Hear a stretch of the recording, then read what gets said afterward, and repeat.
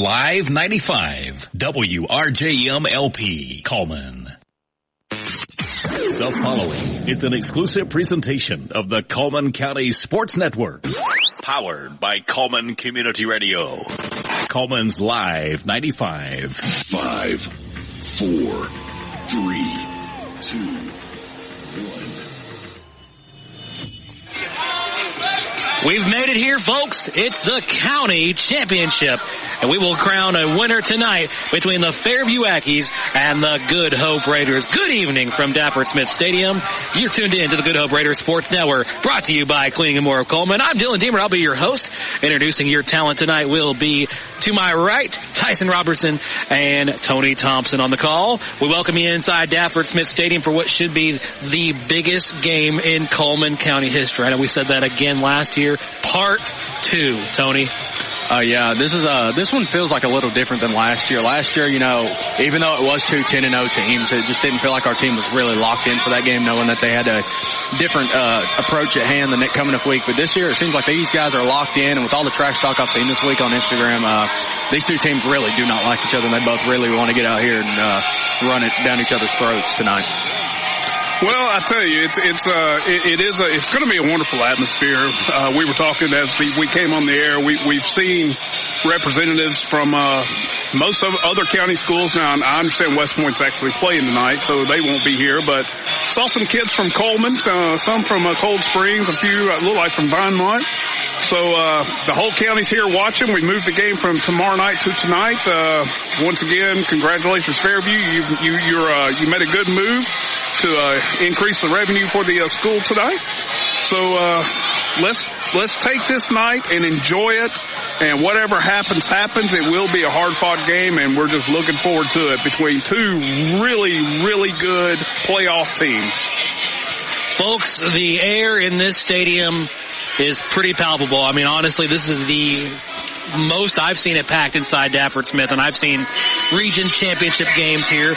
We've got an undefeated Aggie team across the way who want to keep their perfect season. They've got to worry about Arab in the coming days after this one. Good Hope sets their eyes, of course, on Cherokee County, but we got to get through this one first. What do you think the option for Good Hope is to find victory in this game tonight? Jake Harper, you got to stop him. And it's a lot easier said than done. You can talk about how you're going to stop him all week. It's executing of how you're going to stop him. I believe that we're going to have to get our linebackers in Kane Anderson and Mason Drake. We're going to have to get them in there and make hits on him. We can't tackle him low. We're going to have to wrap him up around the waist and not let him drag us for 15 more yards after every play. Well, and adding to that, on the offensive side of the ball, just basically doing the same thing, except we're going to have to hold on to the ball. This will be a time of possession game. If Good Hope wants to get out of here with a victory, we need to keep their high-powered offense off the field. If that means running Mason Drake and Parker Johnson and even Carter Rutherford, all night, and so be it. So let's control the line of scrimmage. Let's move the ball down the field, long sustained drives. Let's win the time of possession to keep the Fairview offense and Jake Harper off the field on offense. That's the key to the win tonight. If you've just tuned in, you are listening to the Adam Aker at Mitch Smith Chevrolet pregame drive here from Dafford Smith Stadium in Fairview. We're getting ready for the undefeated Fairview Aggies facing off against our Good Hope Raiders here inside Dafford Smith Stadium. Both teams are getting warm. It's a chilly night here in Fairview. It's going to stay that way. In fact, get colder as this one goes on tonight. Do you think the weather plays a role in tonight's game for our players on the field? Yes. This is something they have not done this year. Colder weather means colder hands. Colder hands meaning when the ball hits them, it's not too pleasant. A lot colder. When it hits, it just stings so bad. That's why they wear gloves. But when you're someone like Parker who's catching snaps every play, you're not used to this cold weather yet because it's just been 75 at kickoff all year, 80 plus. This is the first time that we've really seen fall weather. So it's just I think the weather does play a part, but I think that we're going to be ready for tonight. Well, and just to piggyback on what Tony just said, on a night like this when we're not used to it, every hit, you feel every hit. Once you get hit when it's 75, 80, 85 degrees, you get that first hit in, and then it's like, all right, we're good. On a night like this where it's going to be in the 40s most of the night, every hit you will feel, and you will definitely feel it in the morning. So, and that goes for both teams. Don't get me wrong. So, once again, you're just going to have to go and be more physical than them and, let the weather do what it does.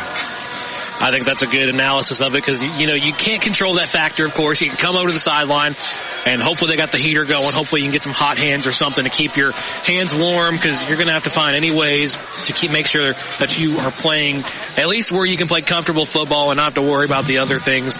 And, drops can happen. You don't want fumbles to happen. You don't want interceptions to happen because you've got a hungry team on the other side that wears purple that's just going to run away with that. Fairview is going to continue their undefeated season here tonight. They want to win and keep it going, but Good Hope stands, of course, in their way. The de facto county championship is on the line. We'll be back with more of this one when we get ready for this one. We're about 18 minutes, 45 seconds from kickoff. We'll see you here in just a second on the Good Hope Raiders Sports Network, brought to you by Cleaning and More of Coleman. At Plus One Heating and Air, we believe in more than just fixing your HVAC system. Our team of skilled technicians is dedicated to providing top-notch service with a smile. Whether it's installation, repairs, or maintenance, you can trust Plus One Heating and Air to get the job done right the first time. I've never experienced service like this before. Plus One Heating and Air not only fixed my heating system promptly, they also ensured everything was running smoothly. They truly care about their customers. So when you're in need of heating and air services, remember the company that's willing to walk that extra mile for you. Plus One Heating and Air, where trust meets exceptional service. When it comes to securing a home loan, you want someone who knows the ropes and can guide you every step of the way. That's where Josh Phillips of Maven Mortgage comes in. I'm Josh Phillips with Maven Mortgage Group. You can reach me at 256-338-2920. And whether it's your first time buying a home or your fifth time, we'd love the opportunity to serve you and your family in all your home financing needs. Josh Phillips and Maven Mortgage. Their name says it all. Experience you can trust, knowledge that works for you. With one phone call, you can take the next step toward your dream home with Josh Phillips of Maven Mortgage. Your home, your future. Josh Phillips at Maven Mortgage. 256-338-2920. 256-338-2920. NMLS number 338177.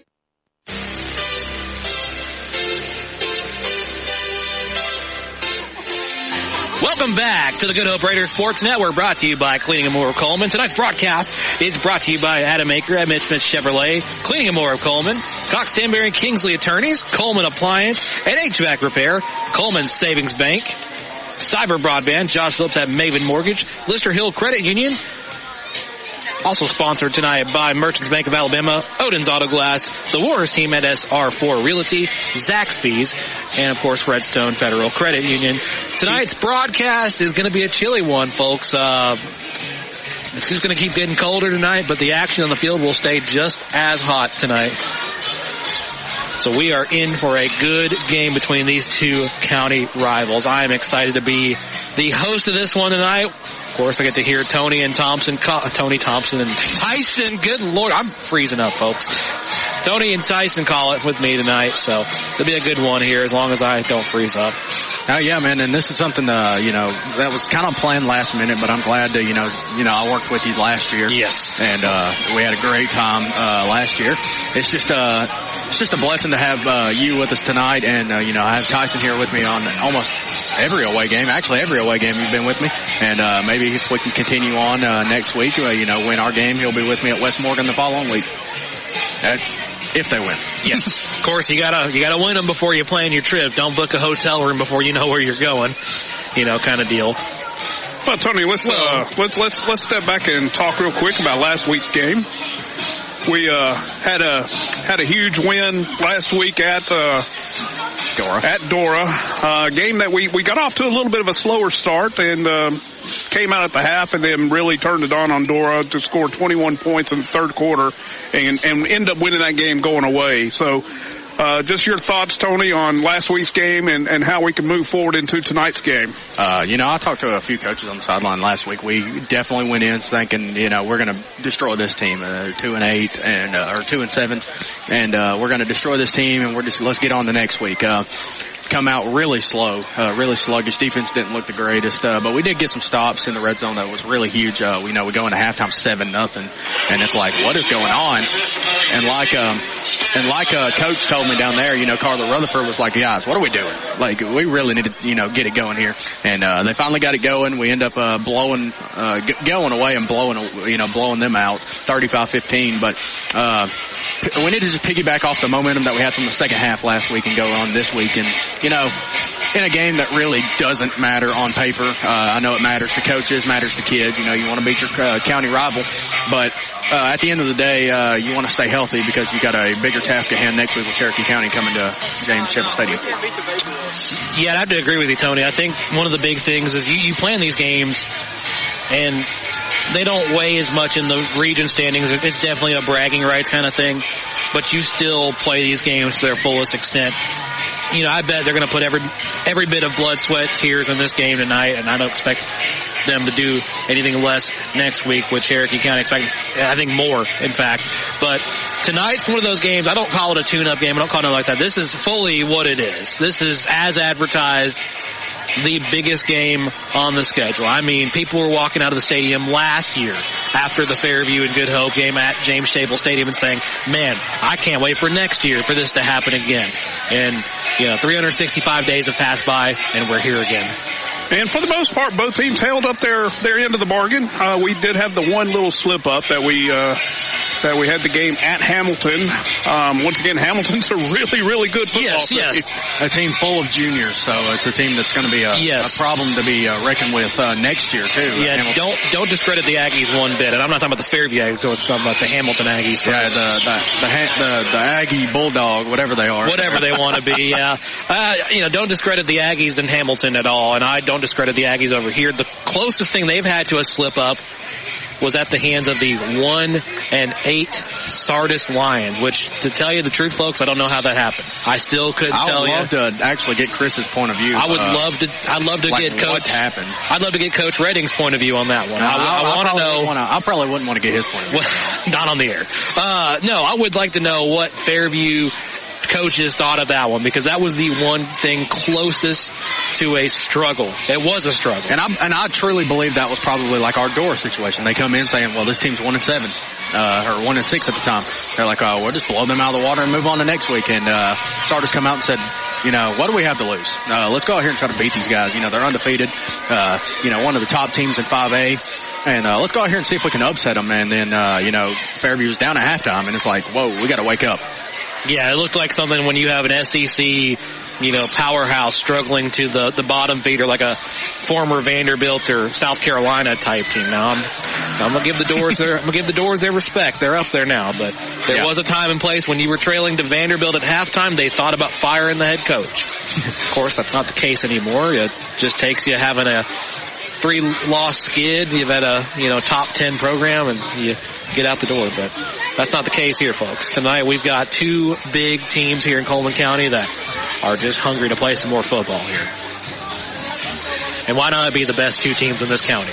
Yeah, no, it's something that's very fun. And I think this is something that you need to do every year: schedule more county teams. We play West Point to start the year, and now we play Fairview to end the year. I would like to see a handful. I think a lot of people on the Good Hope side would like to see a handful. Would like to see a handful. I wouldn't mind scheduling. A lot of people in Hansville wouldn't want to see Good Hope on their schedule. No. Well, Hansville don't want to see anybody on their schedule at this point. No. But I think this is a really good thing for both, not only like schools. It's like these kids, they grew up together, they've known each other most of their life, and then now they've get the chance to play each other in the biggest lights of or the biggest moments of the year. So it does kind of suck that you're like a week out from playoffs, but it's just how the cookie crumbles, man. But we'd like to see what we can do here. Tonight's one of those games that I really wish we didn't play it here at Fairview or Good Hope. I wish we kind of played it at Oliver Woodard as like a neutral site bowl game. But, of course, we're going to do it this way. But we're going to take a break. We got our national anthem coming up. We'll be back in just a second. You know, we have one of the coolest places right here in Coleman. It's Cleaning and More Coleman on County Road 437. Cleaning and More Coleman has reliable and professional residential and commercial cleaning services tailored to your needs. And I know because we use Cleaning and More Coleman at the Warhurst Team Realtors for our buyers and sellers. Cleaning and More Coleman is more than just cleaning supplies. They have janitorial supplies like trash can liners of all sizes, cleaning supplies, mops, brooms, paper towels, they have it all. Plus concession stand and restaurant supplies like cups, cutleries, plates, to-go containers, bags, straws, nacho trays, even popcorn bags. Cleaning and More Coleman has it all. Need climate control storage? How about 10 by 10, 10 by 15, and 10 by 20 units? And they even have the U-Haul trucks to carry your stuff. You can check them out at cleaningandmorecoleman.com. You can get info at cleaningandmorecoleman.com. Or the way I like, you can dial them up at 256-736-9944. 256-736-9944. Cleaning and More Coleman. County Road 437. Under the big white sign with the U-Hauls. Live 95 is brought to you in part by Merchants Bank of Alabama, a division of South Point, now with several locations across the state, but still located in the heart of Coleman County. They are a proud sponsor of Coleman Community Radio on Live 95. Merchants Bank of Alabama, a division of South Point Bank, member FDIC.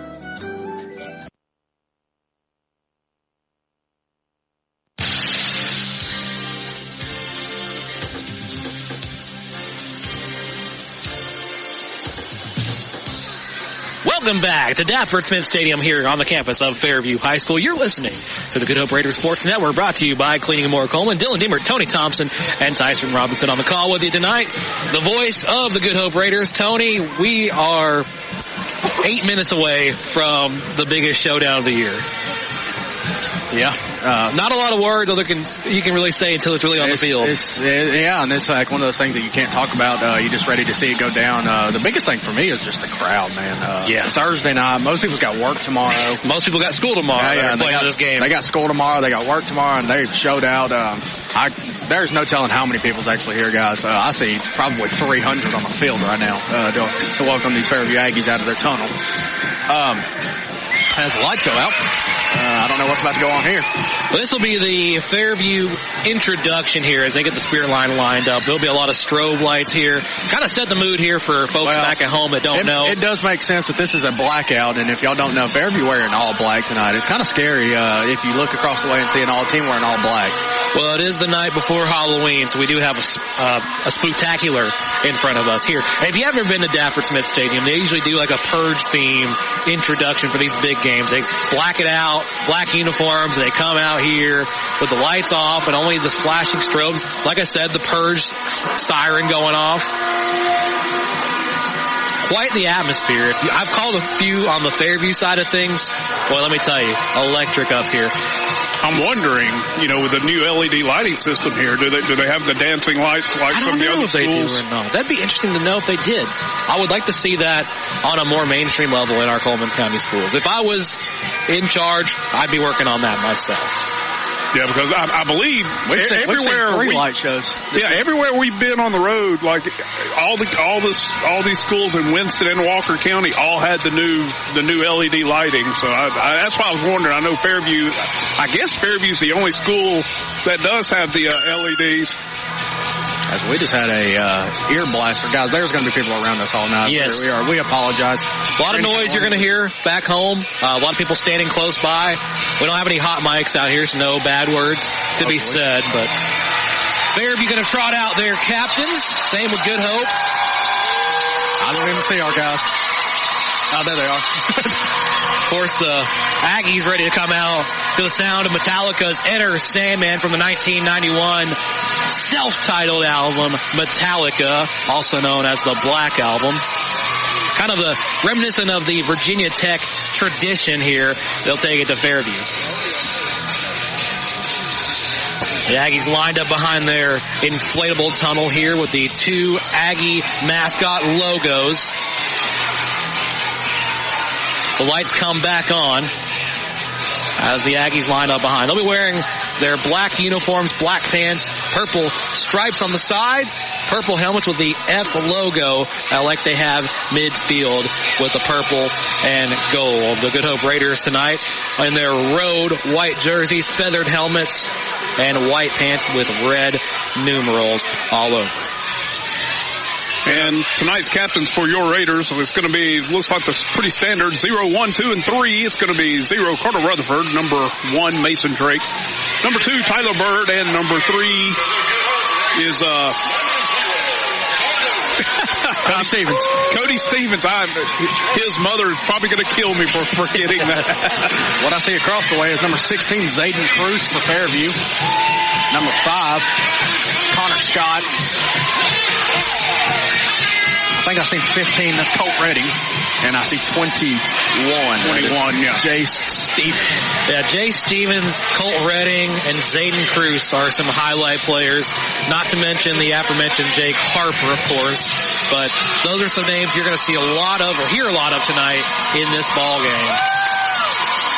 The Raiders make their way to the field. They'll make their way to the bench here as we are in a standing room only capacity here at Dafford Smith Stadium. It's going to be a tough one to call at times. We got people standing left, people standing right, so we do bear with us here as we try to make the best of our situation here tonight. Because like I said, very few seats remain inside this stadium. All right, looks like we have a decision midfield. Aggies will receive first. So they have elected to receive after winning the coin toss. So Aggies take it first. Raiders will get it in the second half. And it's going to be key, knowing that Fairview's going to get the ball first. Let's see the Good Hope defense come out with Coach Scott, and I'm sure he's got a game plan ready to go for number 14. Let's see if we execute that game plan. Let's see if Fairview comes out and tries to deviate from their game plan and do something we haven't seen. So that'll be a real interesting thing to see what happens right after kickoff. I think that's what everybody's waiting on right now, Tyson. I think they're waiting to see how things fire off first. If you're the Aggies, you're going to probably try to see what sticks to the wall first, and that might be the blueprint for the rest of the night against the Raiders. If you're the Raiders, when you get the ball back, you're going to obviously do the same thing and see what works the best, because you're going to go to that option every single time. Here come the Aggies as they'll burst onto the field with their flags ahead, the cannon and the fireworks going off here. These 5A schools just got it better. West Point, they got fireworks, and then Fairview's got fireworks. And here come the Raiders. Raiders being led out by QB1, number 7, Parker Johnson. He is fired up. He's trying to fire up the crowd as he comes out. Good to see that. Good to see your quarterback really already into the game. The division, like always, the Good Hope Raiders led out by their leader as they'll get ready to take the field here as they will play defense first. I will say I did speak to Parker before this game, and he is not a happy camper. He really wants to come in here and get this win. So let's see what Parker. Let's see what kind of problems he can cause tonight. Last week rushing for 250 and 3 tuds. So it's really just seeing what he can do. All right, we're going to start off. We did get a little intel tonight from one of the coaches. Number 50, Titus Montgomery, will be doing the kickoffs tonight. 98, Chase Pruitt. I don't have my roster in front of me, and I should know all these names. I've called them out all year. Chase Pruitt will be doing the place kicking, but he wanted to still limit Chase a little bit on, Chase is coming off of a 7-week injury. So he's going to let number 50, Mr. Montgomery, continue to do the kickoffs. Well, as the ball's placed down at the 40-yard line, Titus is going to bring his guys in. Back deep for the Fairview Aggies, as I see, it's number 15, the long man deep, and that is Colt Redding. Fairview's looking as if this might be an onside. I'm sure this is just going to be some kind of pooch kick, as we've seen all year. Tony, tonight's broadcast is proudly brought to you on Coleman's Live 95.5 WRJM-LP Coleman, your home for the Good Hope Raiders Sports Network, powered by Cleaning and More of Coleman. The voice of the Good Hope Raiders, Tony Thompson, take it away. Titus Montgomery, he's going to set the ball up at the 40-yard line. He'll take his traditional steps back. He's going to look left and look right, make sure his guys are good. Thursday night edition, let's get it. As they kick it back, it is brought in by Fairview. And quickly down there is Good Hope. They're going to tackle him. And after the pooch kick, they're going to be starting at Looks like they're Fairview. 36 is where Fairview's offense will start. Yeah, once again, we've seen that pretty much all year out of Montgomery. Just a nice high kick that gives the defense time to get down to cover the kick. And once again, they're very short return by Fairview. Yeah, I liked how quickly the Raiders swarmed in. Johnson and actually Rutherford got in there really and had a lot of the work done there, but they were quick. And it has really been good position for the Raiders, honestly, on defense. And there's a snap. It's going to be a handoff to who other than Jake Harper, but he's going to be met very quickly by Cody Stevens. What a front by the Good Hope defense. It took a wave of white jerseys there to make a stop on the All-Star Harper. That's all you're going to hear tonight is Jake Harper and Colt Redding, the quarterback and running back duo for the Fairview Aggies here, as they are in a shotgun formation after the 1-yard gain. It's going to be 2nd and 9. Redding here. Got a man in motion. Here's a snap. He's going to hand it off to number 21. He's found a hole, but he's going to be pushed out of bounds after a gain of about 6. It's going to bring up a 3rd and 3 from the 41-yard line of Fairview. I'll tell you one kid who runs with a whole head of steam is Mason Drake. He shot him there and got that tackle big stop on number 21. So first thing they do here. Snap. It's going to be a handoff up the middle. So who else but number 14, Jake Harper, and that's going to be good enough for a Josh Phillips and maybe more than first down for Fairview. Yeah, Mason Drake got in and filled the hole there. They came out with a 3-wide set and went in a hurry, caught the defense a little bit flat-footed there. Good play call by the Aggies for a first down. Here we are, Redding in the shotgun, Harper to his right. Here's the snap. It's going to be a handoff to Harper. He's looking to bounce outside. He's going to be met by a bunch of Good Hope people. Yeah, Tony, it's going to be hard to give credit to one player there because it took about 5 and Harper was stuffed. I mean, absolutely tripped up, nowhere he could go. They are showing everything early. Good pursuit by number 12, Bowles, on that play. He was the first one to hit Harper and then had a bunch of help from his teammates. After the loss of 1, it's going to bring up a 2nd and 11 from their own 48-yard line. They're back in the shotgun formation. Harper to his left this time. He's got a man in motion. It's Stevens, number 21. Here's the snap. He's going to roll out, looking to pass downfield. He's got nothing. He thinks he's got a man downfield. And what a play! Number 11, Webb Buchanan from the safety position coming over to knock the ball away. The intended receiver was number 23, Jordan Ellis for Fairview. Yeah, nice play by Buchanan there. He read the play. He was trailing the receiver, and as the ball was thrown, a nice pass. He just broke on it in time and was able to knock it away at the last second. Good play by number 11, Buchanan there. 3rd and 11. Good Hope's defense looks to get off the field here. They try to jump him off sides. Getting a new play from the sideline. Is ready. In the shotgun. Yeah, Harper's going to shift right now. Yeah, Harper's going to go to his right. Obvious passing down. Here's a snap. He's rolling right. He's looking downfield. He's got a man open. It's intercepted! It's intercepted!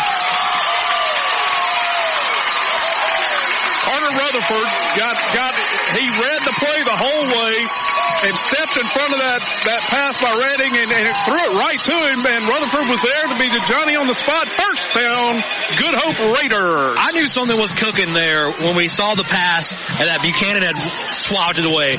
I knew something was cooking there. Harper rolled to his right, or Harper goes to the right, and then you get Redding over there. He kind of just, I don't know if he just gave up on it, just had to throw something. He tried to really make a good hero ball play, but it didn't work out for him. Raiders have it now. Johnson in the shotgun. Hollis to his right, or his left. Here's a snap. It's going to be a quarterback run all the way. He found some room on the sideline. He's going to get up to around the 50-yard line. That's going to be a gain of 5. Yeah, just quarterback power all the way, and with Johnson's speed, he was able to cut the edge and got about a 5-yard gain out of the play. Good run by Parker Johnson. I'm actually surprised we don't see 1 in the backfield. We see 21. Hollis is going to start this game at running back. Yeah, I see Drake on the sideline. They may be holding him strictly right now for defensive purposes because he's such an important piece on the defense. Well, we're going to go 5 wide look here. Johnson in the backfield, the lone man. Here's the snap. He's looking downfield. Little quick out route to Aiden Young. He makes the catch. He makes one guy miss. He's trying to get upfield. And after the gain of 4, That's going to bring up a 3rd and short from the Fairview 47-yard line. Good pass by. They're going to get us for a Josh Phillips and Maven Morgan's first down for your Good Hope Raiders. Yeah, I was about to say, Tony, if it wasn't a first down by ruling where they spot it, it was going to be a first down pickup easy because this quarterback, Parker Johnson, very elusive on his legs, very skilled when it comes to passing. He seems to be the Swiss Army knife of this Good Hope offense. He's got a lot of good options, not to mention what he can do on his own. Johnson in the backfield, Rutherford in motion. Here's the snap, and they're going to hand it off to No, Johnson's going to keep it. He slips, but he's got some room. Oh, he's just going to fall down after a gain of maybe 1. So that's going to bring up 2nd and 9. Nope, they're going to say they're going to say no gain, no loss. So that's the best case scenario. I know Johnson was really wanting to make the breakout play there, but the way the turf is feeling right now with the lights on it, it's really slick out there as Mason Drakespell's going to check in for Good Hope. Yeah, we actually had 2 players slip, not only Johnson, but on the fake, Rutherford actually slipped down also. Johnson in the backfield by himself. Here's the snap. He's looking downfield. And he's going to find, who was that? No number yet. I think it's Aiden Young across the middle of the field. That is Aiden Young. For a 6-yard gain, that's going to bring up a 7-yard gain. That's going to bring up a 3rd and 3. Yeah, good protection. Now, Fairview dropped 8 into coverage. Good protection by the offensive line. Aiden Young just ran a simple drag route across the middle, and Johnson found him, put it on the money, and good play by the Good Hope offense there. Yeah, good check down play by the quarterback. Good play for Good Hope here as they're going to make it a short field. 3rd and 3, ball spotted at the 49-yard line, or 39-yard line. Here's the snap. It's going to be a pop pass to Rutherford. He's got some room downfield. He's going to try to make a man miss. He gets up to the 45. That's going to be good for Josh Phillips and Maven Morgan's first down for your Good Hope Raiders. And the Raiders put it on early on these Aggies. I like the momentum. It is on Good Hope's side here early in this first quarter. 7 minutes to go. No score here in the first. Once again, 1st and 10. Ball spotted at the 35-yard line. Johnson's going to lead his guys up to the line. It looks like Rutherford's going to be in the backfield. No, he's going to go out. They're going to go with another 5-wide look. A lot of 5-wide tonight, something we're not used to. Johnson, here's the snap. He's looking downfield. He's got a man. He's just going to run it. There he goes. He's going to make a man miss. He's going to lay his shoulder down, but that's good for Josh Phillips and Maven Morgan's first down, and they get up crap talking to each other. All that in a bag of chips for Parker Johnson. He picked it up on his own and just ran it down the middle and ran it down their throat. And they had something to say after that play. Nuh-uh. You just got a first down play there, Parker Johnson. Attaboy. That's going to bring up 1st and 10. It's actually hard to see exactly where the ball is spotted here. Yeah, we're at a really bad angle on that play. Once we went 5 wide, spread the defense out. It's going to be at the 17. They sent a free runner, and Parker just stepped up into the pocket and had an open field in front of him. Johnson in the backfield, Drake to his left. Here's the snap. It's a handoff to Drake. He's looking to find a hole. He finds one. He's going to fall forward for a couple yards, maybe a gain of 5. That's going to bring up a 2nd and 5 for your Good Hope Raiders. Yeah, nice stretch handoff play there. The idea behind that play is just let your blocking do what it does, and as you're moving towards the sideline, you're just looking for the hole to cut back, and that's what he did. Nice play by the running back there. Johnson got a play. He's going to the line. Going to let all of his guys know, and they break the huddle. Looks like Drake is going to be in the backfield with him to his right. Johnson with a 4-wide set here on the low side. Here's the snap. It's just going to be quarterback keeper for Johnson. He's looking to bounce outside. He does. He's going to run through one man. Looks like Colton Redding was the one he ran through. And Johnson really giving these guys fits on defense. I don't know if they're just not expecting the quarterback to be so versatile and mobile here, but Parker Johnson has been carving up yards here and really putting Good Hope forward in a good position here. It's going to be a 3rd and very, very short. Yeah, 3rd and less than a yard, and I'm wondering if we may just go Wildcat here with Drake in the backfield and just let Drake. Nope, they're sending him wide. Nope, they're going to go 5 wide with Johnson in the backfield. I'm sure this might be a quarterback sneak or quarterback draw, but let's see what we got here. Johnson with the snap. Oh, and no, he's looking to pass it. He finds Rutherford on the outside. He makes a man miss. Touchdown, Raiders. Once again, you called it, Tony. They went 5 wide, had Carter Rutherford on the right side in 1-to-1 coverage. They faked Johnson, and he just threw it out into the flat to Rutherford. Rutherford made the one-man miss, and he just strolled into the end zone for the Raider touchdown. Point after. Webb Buchanan looking to be the holder here for Chase Pruitt. Snap looks good. Holds good. Kick is up. And it's good. Mr. Automatic Chase Pruitt. I don't know how many he's made this year, but he ain't missed one, Dylan. Man, the Raiders stuck it in early. It's really good for Good Hope to have this lead here. 7-0 over the Fairview Aggies. As, you know, we came down to it was on the 8-yard line, 3rd and 1. I thought, well, just get the first down, 1st and goal. We'll work with another 4-set. No. Parker Johnson said, no, I know a guy. And he found Rutherford with no issue. Rutherford found the end zone. Tyson, we're up. This is something we ain't seen all year. A bunch of 5 wide to open out. What did that look for you? I mean, it looked like we just drove the ball downfield on one of the best 5A teams in the state. Absolutely. Number 4 5A team in the state. And you're right. We basically we did what we wanted to that drive. Now, of course, Coach Redding will make adjustments. I mean, that's to be seen. Now, how do we counter those adjustments on the next drive? So, once again, we're going to be kicking off on the 40, number 50, Titus Montgomery. And let's see if our defense can do what it did on the last series for Fairview by getting an interception last time. But we held Jake Harper in check, so let's continue to focus on him and go from there. Here's Montgomery. It's going to be the sky kick. Fair catch. Can't hit him. It drops. Jump on it. I see Todd is saying on ball. It's Raiders have it. Oh, my. And guess who comes out with it? Carter Rutherford. Remember the name, people. Remember the name, Carter Rutherford. Yeah, Fairview, they just had some miscommunication. They had 2 different guys calling for a fair catch, and when the ball came down, they didn't catch it. They just let it drop between them, and we jumped on it, so it would be first down, 10 yards to go for the Raiders from, it looks like the Fairview 44-yard line. 1st and 10. We're going to be in that 5-1. No, Mason Drake coming in late. He's going to be to Johnson's. No, we are going to go 5 wide here. Hey, if it ain't broken, don't fix it. Here's the snap. He's looking to pass the ball.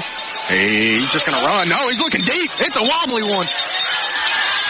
Oh my goodness. Nearly intercepted there by number 5 from Fairview. He had a one hand on it. Really couldn't lock that one in, and I don't blame Johnson for trying to go for it, but that's just a very dangerous pass. Yeah, I don't know if he saw the safety high. Number 5. No, I don't think he did either. That was they kind of baited Johnson into throwing that one. Once again, good defense by the Aggies, and we're fortunate because, like you said, when that ball came off Parker's hands, it fluttered. It actually may have slipped.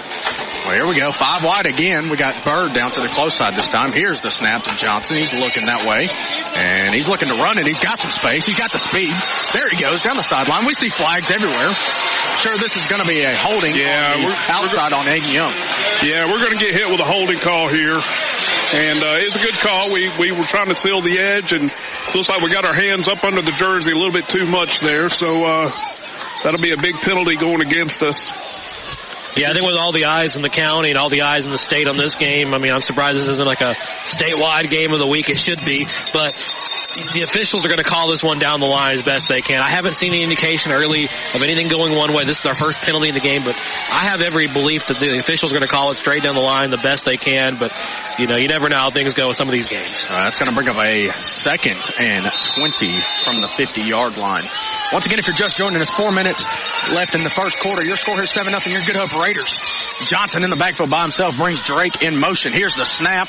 He's looking towards Drake. No, he's not. He's looking the other way. Aiden Young is bagged up. He's going nowhere. He's actually going to lose about 5 yards on that play. Yeah, and there's the adjustment Fairview's making to this 5 wide. They're only rushing 2, maybe even just three players, and we need to try to take advantage of that. Maybe run some inside with Johnson. Just let him bait the outside, just take off inside. But the pass was to Aiden Young on the left flat, and they had 2 defenders waiting on it.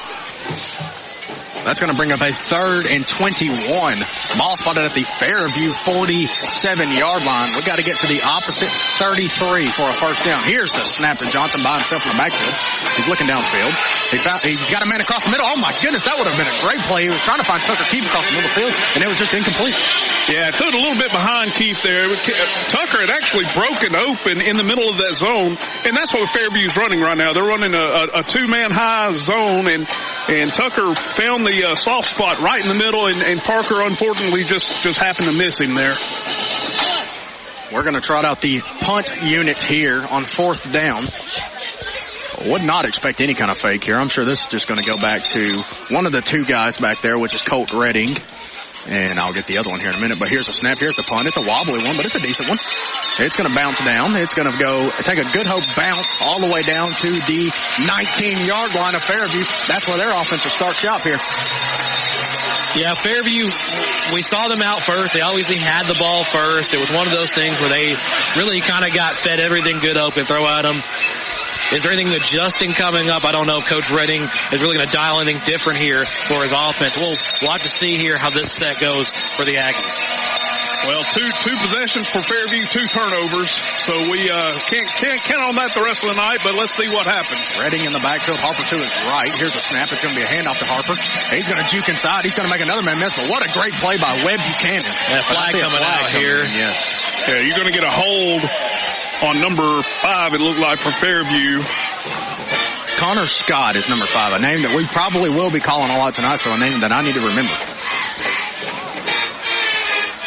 And you got the all-star player. They're going to get a low block on Fairview, a chop block. So that's going to back him. That is a personal foul. That's going to back him up 15 yards. That's going to bring up 2nd and 20. Yeah, that's huge for Good Hope right here. 25. That is huge for the Raiders here. You've got the best player in the county, and you've kind of got him at a point where you know what? They've actually called that on Good Hope.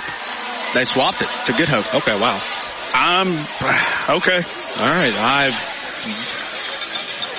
I saw the play happen. No words, folks. I know words. I mean, it is what it is. So, just once again, you just have to put that behind you and let's keep playing football. Well, here we are. They're going to go with the pistol-like formation. Redding in the backfield with Harper right behind him. Maybe get a head of steam with that big body of his. 1st and 10.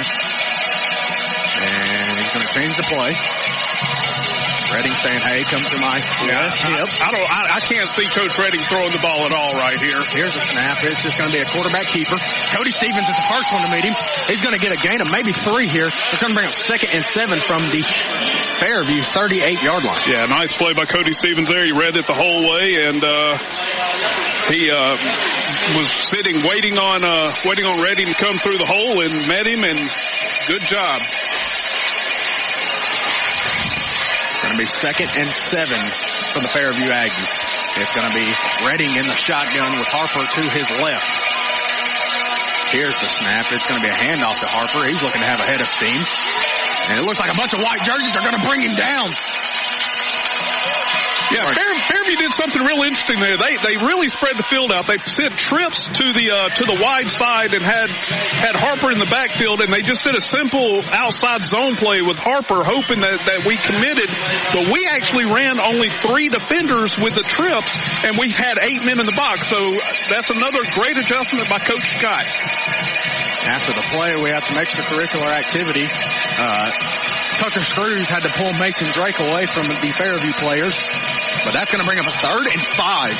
If you're Good Hope, you would like to get off the field here once again. Yeah, cool heads will prevail in this game. You got to really take the trash talk out. They're going to call a timeout. You got to take the trash talk out of this one. I know it's hard to, easier said than done, I know. A minute and a half remains here in the first quarter. Your Good Hope Raiders lead the Fairview Aggies 7-0 in a big county rivalry game. Yeah, like I said, cool heads have to prevail in this one. If you're either Good Hope or Fairview, you can't let the drama get to you. You can't let what the fellas across the way get to you. You can't let them bother you. They're going to get into your head like this. This is one of those games where everything is left on the field, and you just really hope that the cool heads do prevail going forward, because penalty flags mean points later on down the road if they don't mean points right away. So I know the emotions will run high tonight in this one, but that's my only warning to these kids out here is the cool heads need to prevail. What I'd like to see is 3rd and 5 for the Aggies, and they're on their own 40, give or take. We really need to hold them to either a no gain or maybe just a yard. If they get 3 or 4 on this play, they will definitely go for it on 4th down. So let's hold them to where they're at, maybe only give up a yard, and let's force them to punt the ball away here. As Good Hope's defense is set, they're saying, hey, let's play the clock here. Clock is running. Fairview's offense ain't even out there yet. Here they go. They're on the ball. It's going to be Redding in the backfield. Harper to his left. He's waiting for his guys to get set. 3rd and 5. Here's the snap. And it's going to be a play action. Looks like everything is covered down the field. No, it's not. 23 is wide open. Right around the 4. He's going to push his way up to the Good Hope 48-yard line. They're actually going to spot that at the 47. That's good for a Josh Phillips and Maven Morgan's first down for Fairview. They actually ran the same play that we ran on 3rd and long, and they had their guy sit down right there in that soft spot of the zone, and Redding found him for an easy pickup for the first down. After the pickup of probably like 15, it's going to bring up 1st and 10. Here's the snap. It's going to be a handoff to Harper right up the middle. He's trying to bulldoze his way. He can't find nothing tonight. Well, you know what? I think Coach Scott learned his lesson last year with Harper when he burned us for about 300 yards on the ground. We're not going to let him do that again tonight, regardless of what happens in the game. I think Coach Scott has said we're going to make them throw it to beat us, and we're not going to let Harper beat us. So that's a good defensive game plan so far by the Raiders. After the pickup of 3, that's going to bring up 2nd and 7. So far, a lot of eye candy I've been seeing from the Fairview side, too. They're giving Good Hope a lot of eye candy on the near side. 2nd and 7. Here's the snap at the change at running back. It's number 8. No, it's going to be the quarterback keeper. Redding's looking to get downfield. He's going to be tackled, but not after a huge gain. And it's going to bring up a Josh Phillips and Maven Morgan's first down for Fairview, and they're finally finding a little offense here. Well, that's one of the downsides to keying on one player is you let the quarterback run the zone read there, and he pulled the ball, and there was nobody for Good Hope home on this side of the field, and they were able to capitalize on the Maven first down. So here we are at the end of the first quarter, Tony. Yep, end of the first quarter. Your score here is 7-0. We'll be right back on the Good Hope Raiders Sports Network, brought to you by Cleaning More Coleman. Coleman Appliance Repair is now Coleman Appliance and HVAC Repair, now servicing your heating and air needs as well. Servicing most models and brands, they can be found on Facebook or Google for those appliance or HVAC repair needs. Proudly supporting Coleman area athletics and collegiate football. When that appliance or HVAC system frustrates you and you're in need of a repairman, Robert Brantley and his team are ready to help. They're available via call or text at 256-507-3415 or on Facebook, Google, or online at ColemanApplianceRepair.com. Alabama HVAC number 22238.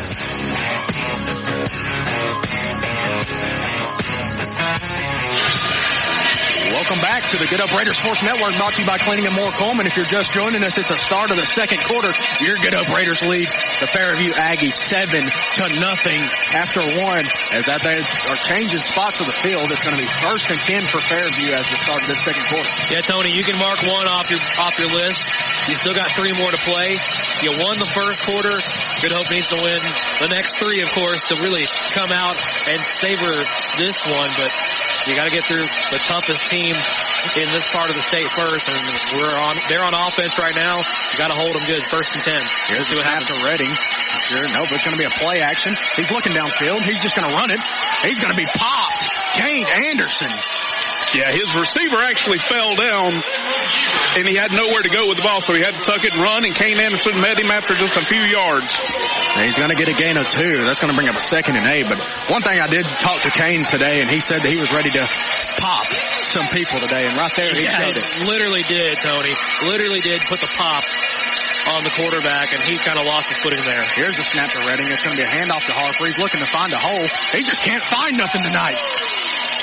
Once again, good fill-in defense there by the linebackers. I'm not sure who it was. Was it Anderson again? I'm seeing everybody tapping Screws' head. All right, maybe it was Tucker Screws, but yeah, once again they ran an inside zone that time, and the cutback lane was filled very quickly by Screws and filled it in. So 3rd and long, 3rd and 7. Redding looking to the sideline. It's that pistol-like formation with. Watch out for 23 coming across on the drag like he did last time. Sit in the middle of that zone if they throw the ball. Yeah, I don't like this looking good. It's a high snap. Quarterback keeper all the way. He's going to be met by these Good Hope Raiders. Looks like Mason Drake. Kane Anderson possibly in there on the play. We had 3 Raiders there. As we got referees still pushing people away from each other. Yeah, Anderson and Drake were in the mix there, but I think Mason Drake may have done the Allen Iverson step over of Tyronn Lue kind of play out there. I think he stepped over. Big 4th down here for the Raider defense. 4th and 4 for the Aggies. Once again, 4th and 4. Your score here 7-0. 10 minutes remain here in the second quarter. This Good Hope Raider defense looks to get off the field here. As they go in shotgun, they're going quick off the line. And it looks like they're going to call a timeout. That's going to be the second one of the half. They got one more remaining. Once again, your score here is 7-0. 10 minutes remain here in the second quarter. These Good Hope Raiders lead the Fairview Aggies after a first possession turnover from Fairview. We went right down the field and scored on them, and after that we haven't seen much offense by both sides. This is the best offense we've seen from Fairview. Yeah, one of these things is eye candy. They're going to give a lot of eye candy on the line. They're going to give a lot of eye candy in this game, and a lot of things that you just can't bite into the rat poison early, obviously, if you're Good Hope. You have a 7-0 lead here over one of the best teams in this county. I know no one's really getting cocky yet, but nix that if that comes up. Obviously emotions will run high, but this is a good start for Good Hope. But Fairview is knocking at the door every step of the way. And that threat doesn't go away. What you want to do right here if you're Good Hope, it is 4th and 3. You got two players you got to key on. I just cannot see them throwing the ball here. If they throw it and beat you with it, so be it. But you cannot let Harper nor Redding run for this first down. You send the house after those two players, and if he pulls it and throws it, you just cover deep and hope that you keep him from scoring here. 4th and 3. Here's the snap, and it's going to be a pass. We're trying to get some pressure in there. He has nowhere to go with it. He's just throwing it up. Webb Buchanan knocks it down.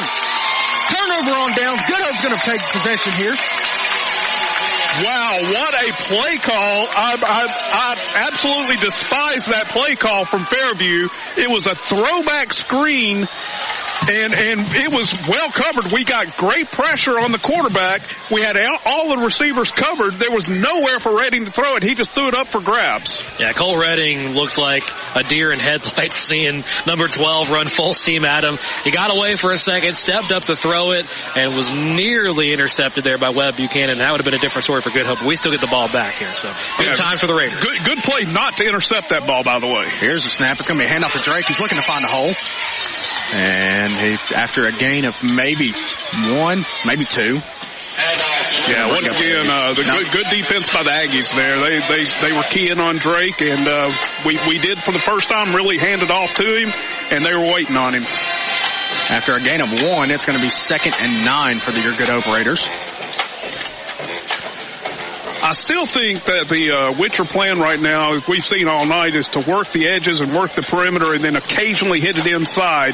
And that's what we've seen all night so far. We're going to go 5 wide again. Here's the snap. Johnson's looking downfield. He's just going to throw it quick to Rutherford. Let Rutherford do his thing, but after being tripped up, but he did get a gain of 6 yards. That's going to bring up a 3rd and 3, maybe 4. That was a really big tackle by the Fairview Aggie there. Looks like number 5 absolutely made a game-changing tackle there. If he lets Rutherford free with a head of steam, Rutherford may still be running right now. That is Connor Scott of Fairview, number 5, making that huge tackle. But we're going to come out, and it looks like we're going to go shotgun formation with Mason Drake to Parker Johnson's left. Yeah, big 3rd and 5 for the Raiders here. Here's the snap. And he's looking downfield. He's going to find Screws across the middle. He's not going to get much. It's going to bring up a 4th and short. Oh, they're saying incomplete, or Fairview's saying incomplete. He caught the ball. He just got hit immediately. It's going to be 4th and about 2. And it looks like we are going to at least line up in punt formation. At this deep in our own territory on our own 35, I just don't see us doing anything different here. It looks like number 15, Colt Redding, is back deep for Fairview. Yeah, no need to give him anything like this early. No need to really stick anything to the man here. Pretty conservative to just go ahead and punt it away.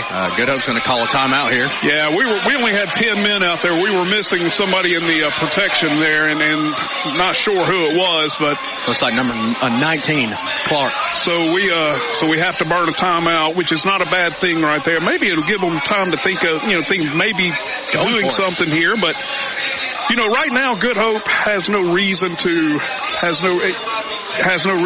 really try anything tricky. Your defense is playing out of their minds right now.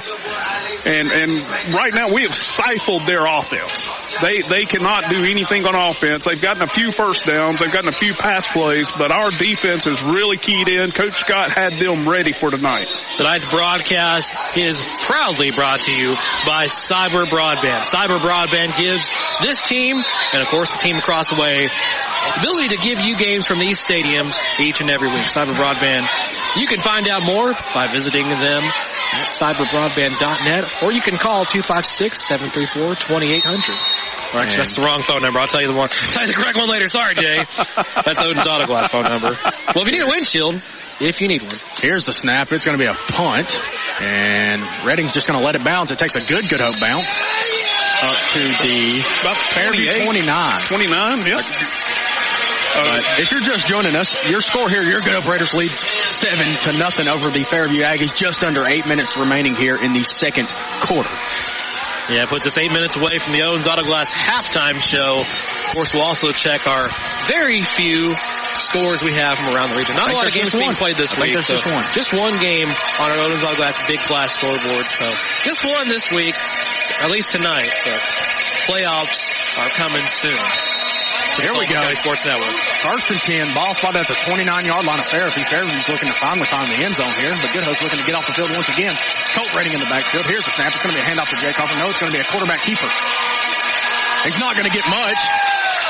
Looks like number 16, Kane Anderson, making his presence known, but he is going to get a gain of 3. That's going to bring him 2nd and 7. Yeah, Tony, they went shoulder to shoulder on the tackle there. Kane Anderson kind of shot in there like a cannon and gave Redding a shoulder-to-shoulder bump there, and Redding just kind of really gets thrown off his feet every time he gets bumped into by this kid, so something to note for the future.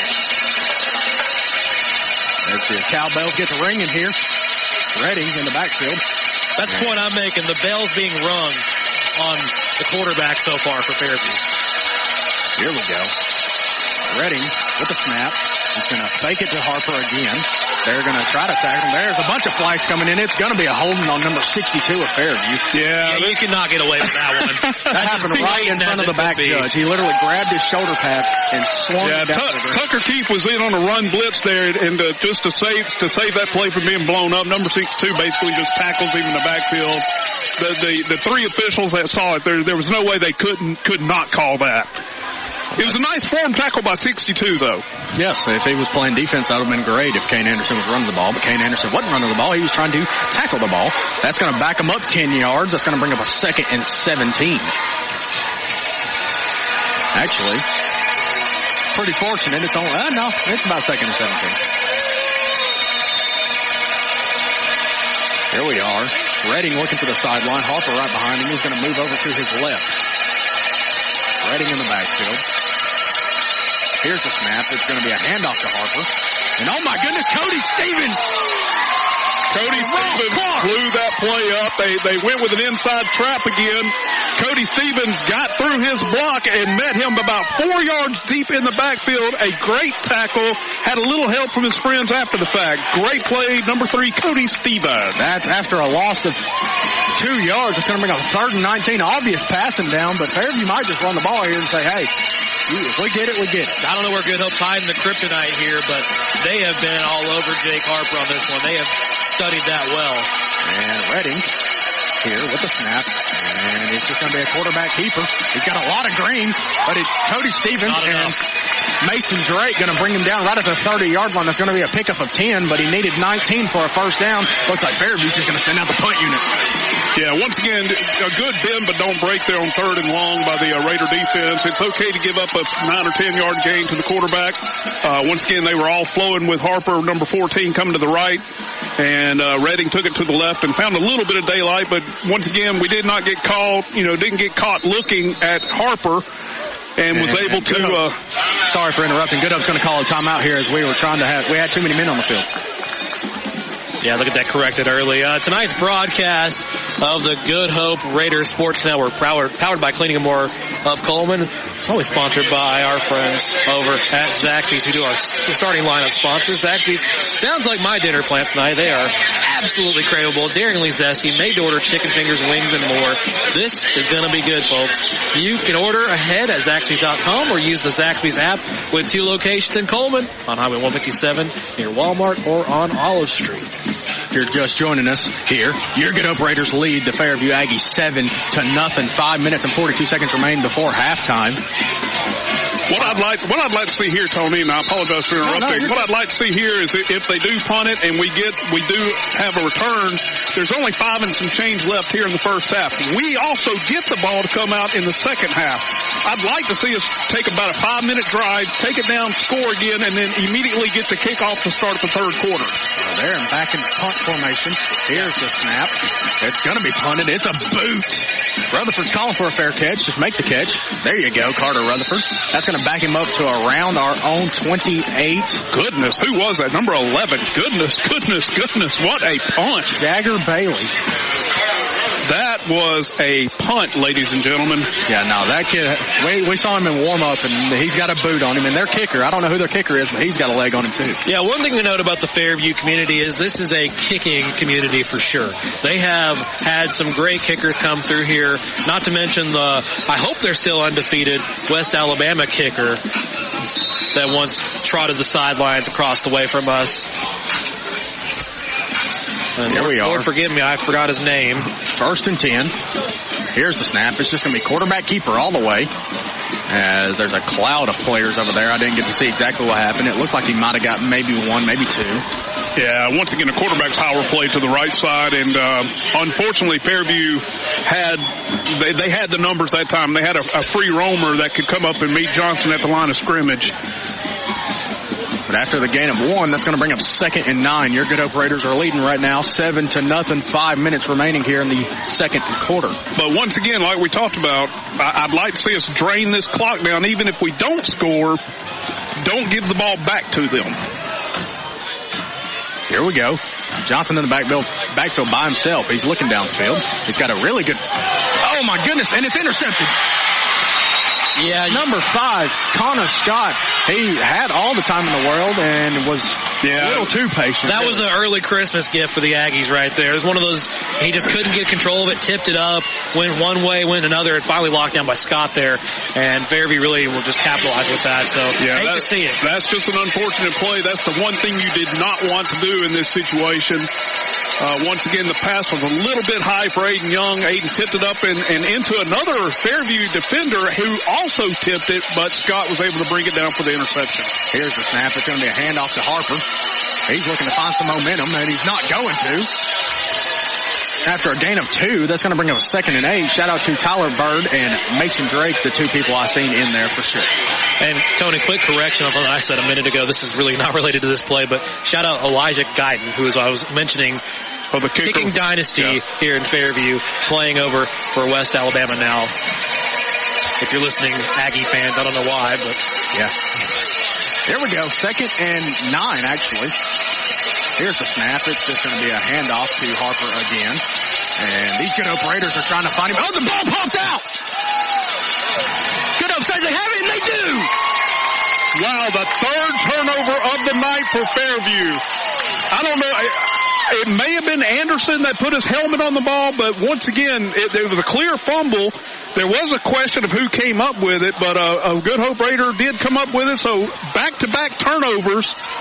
And we're back in business now with 4 minutes remaining in the first half. I don't know if this is going to get called, if it was spotted, if there's a flag down, but Mason Drake came out of the pile, had the ball, and just threw it over at the Fairview sideline. He's had a history of doing things like that before, but has to be careful. No flags on the field, but has to be careful. Emotions cannot run too high. That's going to bring up a 1st and 10 for your Good Hope Raiders. We're going to go 5 wide to start this possession here. Johnson in the backfield by himself. Takes the snap. He's looking to run. Nope. He's looking to run again. And he cuts back inside. Tucker Keefe looks like the only receiver that was trying to block for him. Well, Tucker was caught in a real bad position there. If he goes and makes that block, he gets hit with a block in the back. So good job by Tucker Keefe to not engage there and let just Parker get around that edge, pick up about 4 to 5 on the play. I was hoping there was nobody deep. I was hoping that Rutherford would have just took off downfield and let Parker throw it to him. But that's going to bring, after a gain of 4, that's going to bring up 2nd and 6. We're going to go 5 wide again. Johnson in the backfield by himself. He's going to bring Hollis in motion. Here's the snap.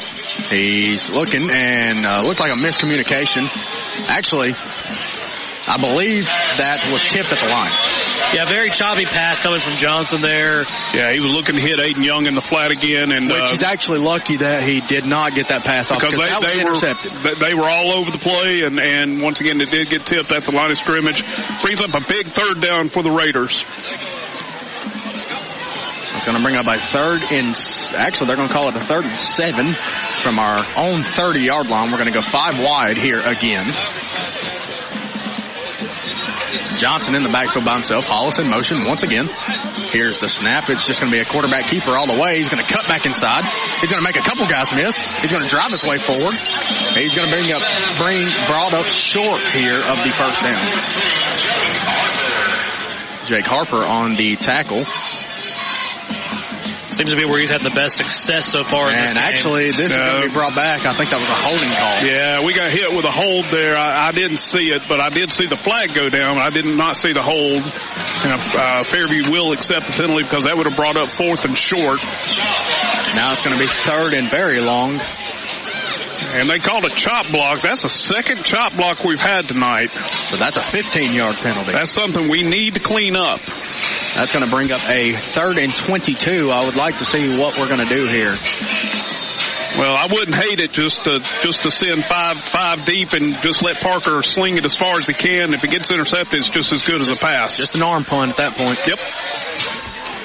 Or you may see Parker Johnson do a design quarterback draw here. Here we go. Johnson in the backfield. Here's the snap. Yep, that is exactly what it is. He's looking to bounce outside. Wow. Oh, man, I thought he had a lot more room than that. Wow, Fairview just got away with a pretty late hit on Johnson there. Johnson gave himself up at the sideline to keep the clock running, and as he put the ball on the ground, Fairview had one of their young men came in and took a pretty good shot at him. Yeah, that's what got me, Tyson. I was like, what? I can't believe they got away with that one here on the sideline, but... After a gain of 5, it's going to bring up 4th and 17, and Goodup's just going to send the punt unit out here. They're going to run as much clock as they can off here. Right before the 2-minute mark, it's 7-0. Your Goodup Raiders lead over the Fairview Aggies. Here's the snap. Here's the punt. It's a pretty good one. It's got a little wobble to it. And we're just going to let it take a Goodup bounce up to the Fairview 48. That's where they're going to start here. So let's see if we can get our defense out here and get a 2-minute stop here. Still 7-0 Raiders over the Aggies here. And the unofficial, should be official, Coleman County Championship game here at Dafford Smith Stadium in Fairview, Alabama. Glad you're with us here on the the Good Hope Raiders Sports Network, brought to you by Cleaning and More of Coleman. Dylan, I know you ain't used to it, but... No, I know. I gotta clean it up. Looks like it's gonna be number 8 in the backfield here, and that's Rex Chandler instead of Jake Harper. Yeah, it looks like they're going to give Harper the rest of the half off, and this is a very capable backup to Harper. But he's going to be, oh my goodness, tipped over on his head by Kane Anderson. After a gain of 2, that's going to bring 2nd and 8. A minute and 50 seconds here left in the second quarter, and the clock's just running down. I don't know if Fairview's pretty much conceded this one.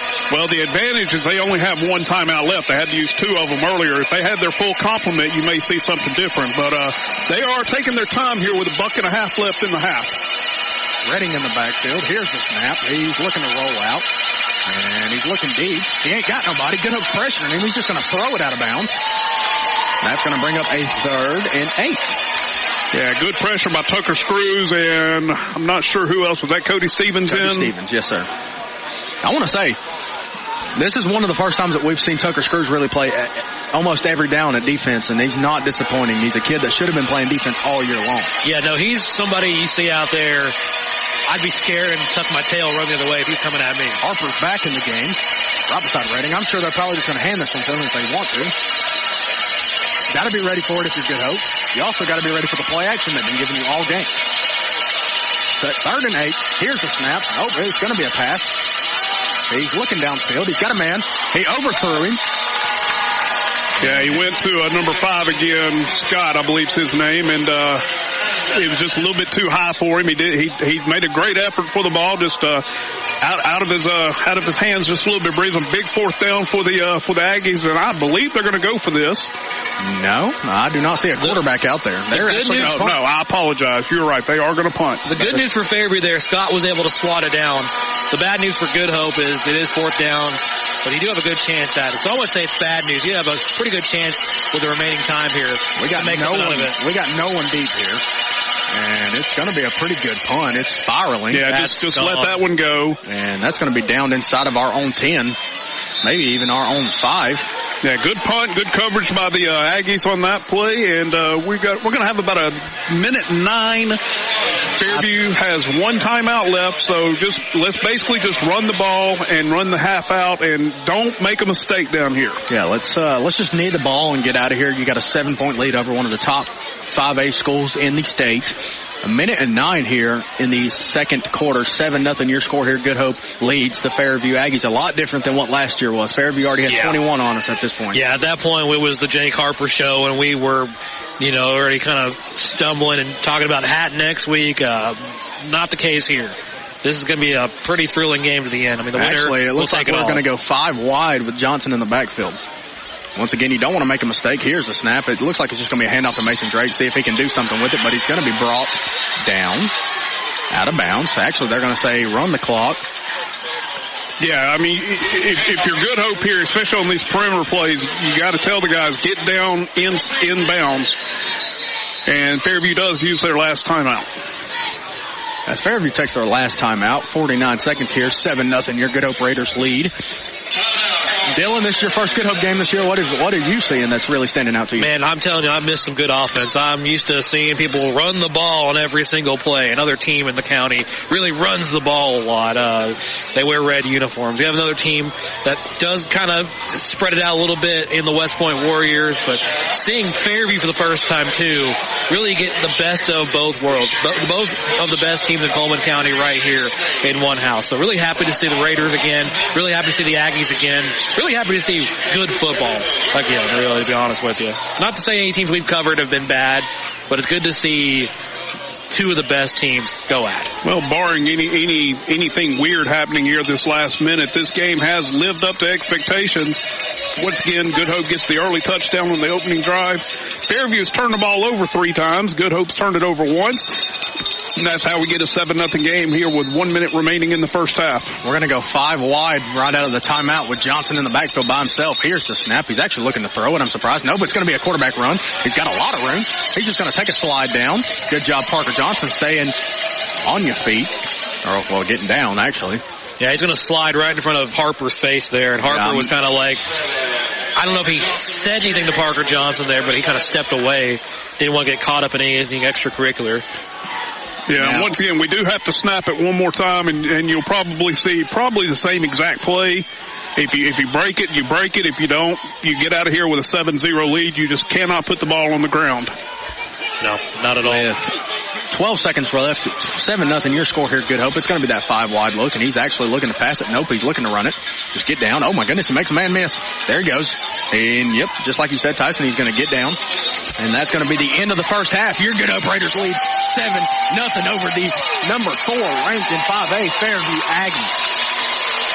Well, you could not have asked for a better half for the most part for Good Hope. The defense has looked absolutely outstanding. The offense, once again, has, they've been very serviceable.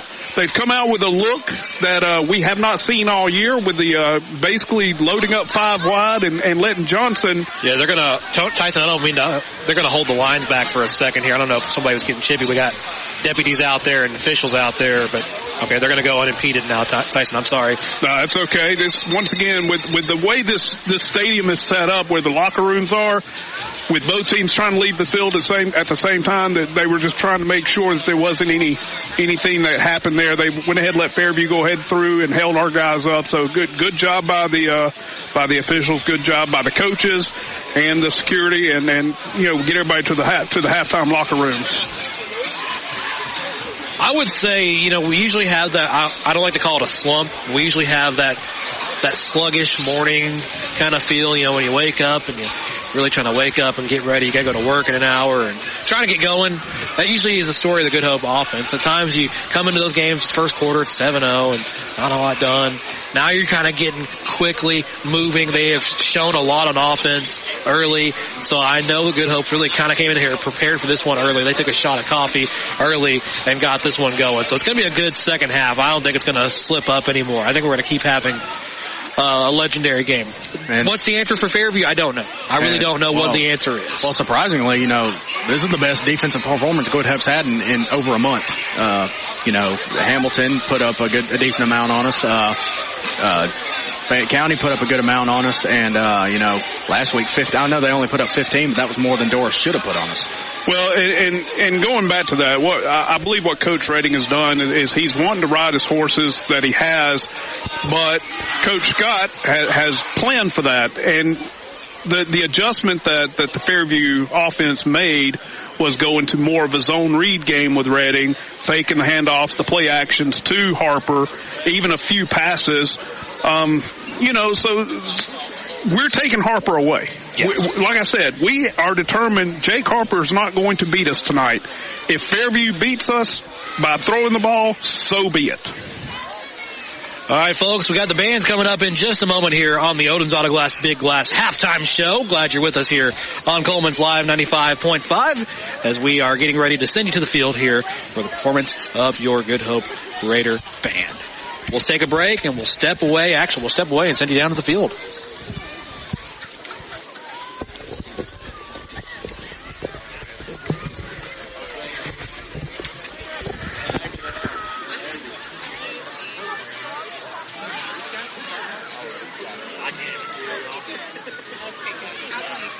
We need the noise back home.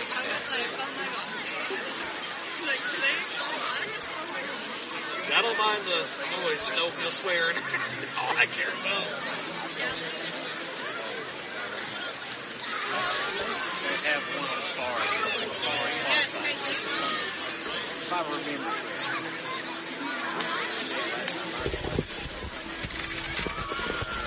I have had a couple forward.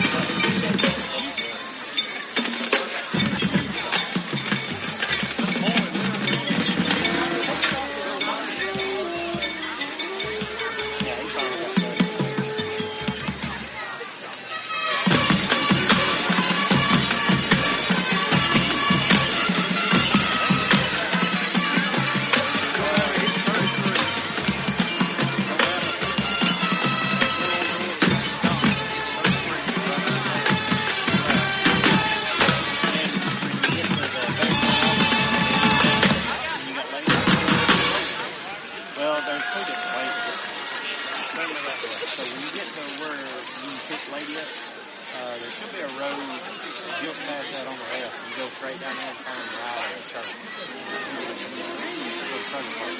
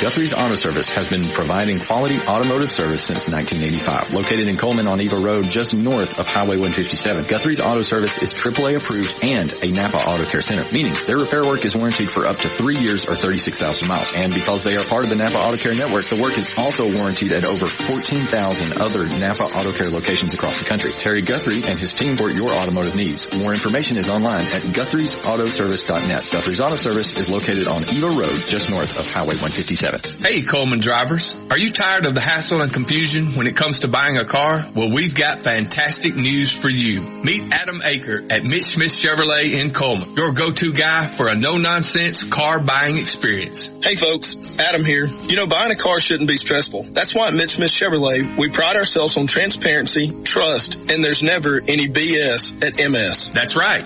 Adam Aker and the Mitch Smith Chevrolet team are changing the game. I live and breathe Coleman, just like you. So when you step into our showroom, you're not just another customer, you're family. Together, we'll find the perfect vehicle to fit your needs and budget. Remember, Adam Aker, Mitch Smith Chevrolet, what's not to love? A game without a crowd is just a scrimmage. A performance without an audience is just a rehearsal. Without your presence, high school sports and the performing arts aren't possible. Ensure that these essential extracurricular activities continue to enrich the lives of students in Alabama. Purchase a ticket to your local high school's game or performance. This message presented by the AHSAA and the Alabama High School Athletic Directors and Coaches Association. In 1952, 7 men at an aluminum plant banded together and started Lister Hill Credit Union with only $5 each. Today, more than 92,000 have joined us, continuing the legacy of supporting themselves and the community through Lister Hill. It's all about we and what we can do together. Are you an enthusiastic sports fan? Want to have fun and get in on the action? Heck, yes. That'd be awesome. Have great attention to detail? Want to stay active? Definitely. Want to give back to the student athletes in your community? Obviously, yes. Then you'd make an excellent high school sports official. We need more officials in Alabama, because with no high school officials, there are no high school sports. Sign up today at highschoolofficials.com.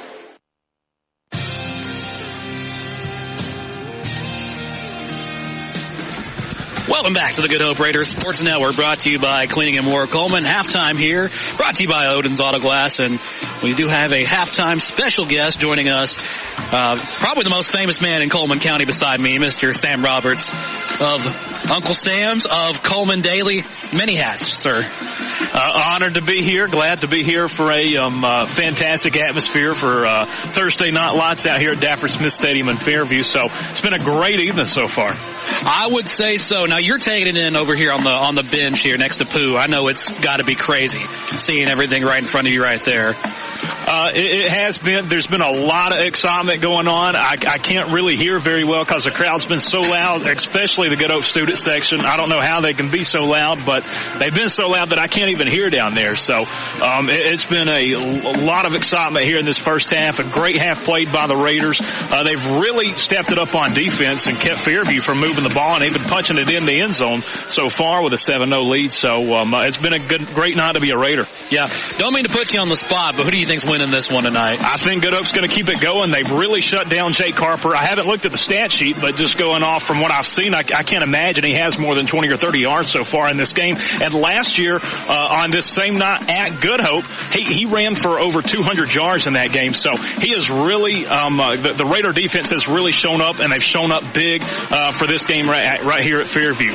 So I expect I think we're going to see a little bit more scoring in the second half, but I'm going to say Good Hope takes the win 21-14. What are you excited most about these playoffs coming up here, too, for Good Hope and for all our teams across the county?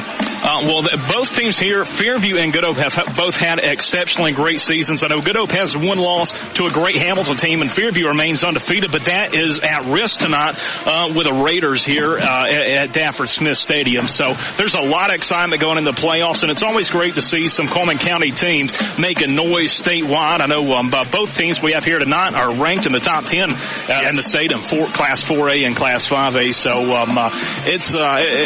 it's a lot of excitement going on in Coleman County. We hope to see both of these teams make deep runs into the state playoffs and make a lot of noise throughout the state in Class 4A and in Class 5A. Absolutely, Sam. I appreciate taking some time. I know it's chilly out here. Anything you want to say to our fans listening? You really got the platform for it. Good voice for it, too. I got to give you that. All right, well, man, I appreciate it. Well, we appreciate 95.5 and everything that you guys do.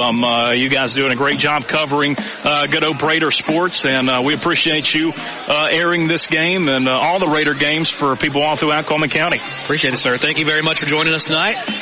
Go Raiders. We'll be back with more football when we get to it here in just a second. Founded in 1887, Coleman Savings Bank serves the people of Coleman with a full line of banking services. One of those services is their legacy checking account, available to those 50 plus, military, teachers, policemen, and firefighters. It features no monthly service charge, interest earned on any balance, free paper or e-statements, and 2 free boxes of checks per year, along with other features. You can stop by any one of 4 convenient locations and ask them about the legacy checking account, or visit www.colemansavingsbank.com for more information. Coleman Savings Bank, equal housing lender, member FDIC. Hey, Sheriff Matt Gentry here. Hey, on behalf of the Coleman County Sheriff's Office, and we look forward to seeing everybody at the ball field. We pray God's blessings on each and every one of y'all. Hey, when you're coming to and from the ball field, stay safe. Don't be distracted in driving. Make sure if you go somewhere afterwards, don't drink and drive, but have a great season and take care. God bless. Guthrie's Auto Service has been providing quality automotive service since 1985.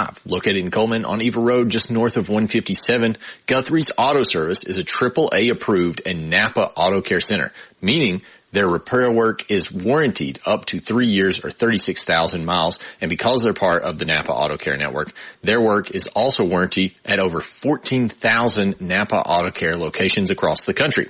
Terry Guthrie and his team are award-winning, collecting Napa's Auto Care Center of the Year for the Nashville Distribution Center and a People's Choice Award in 2020.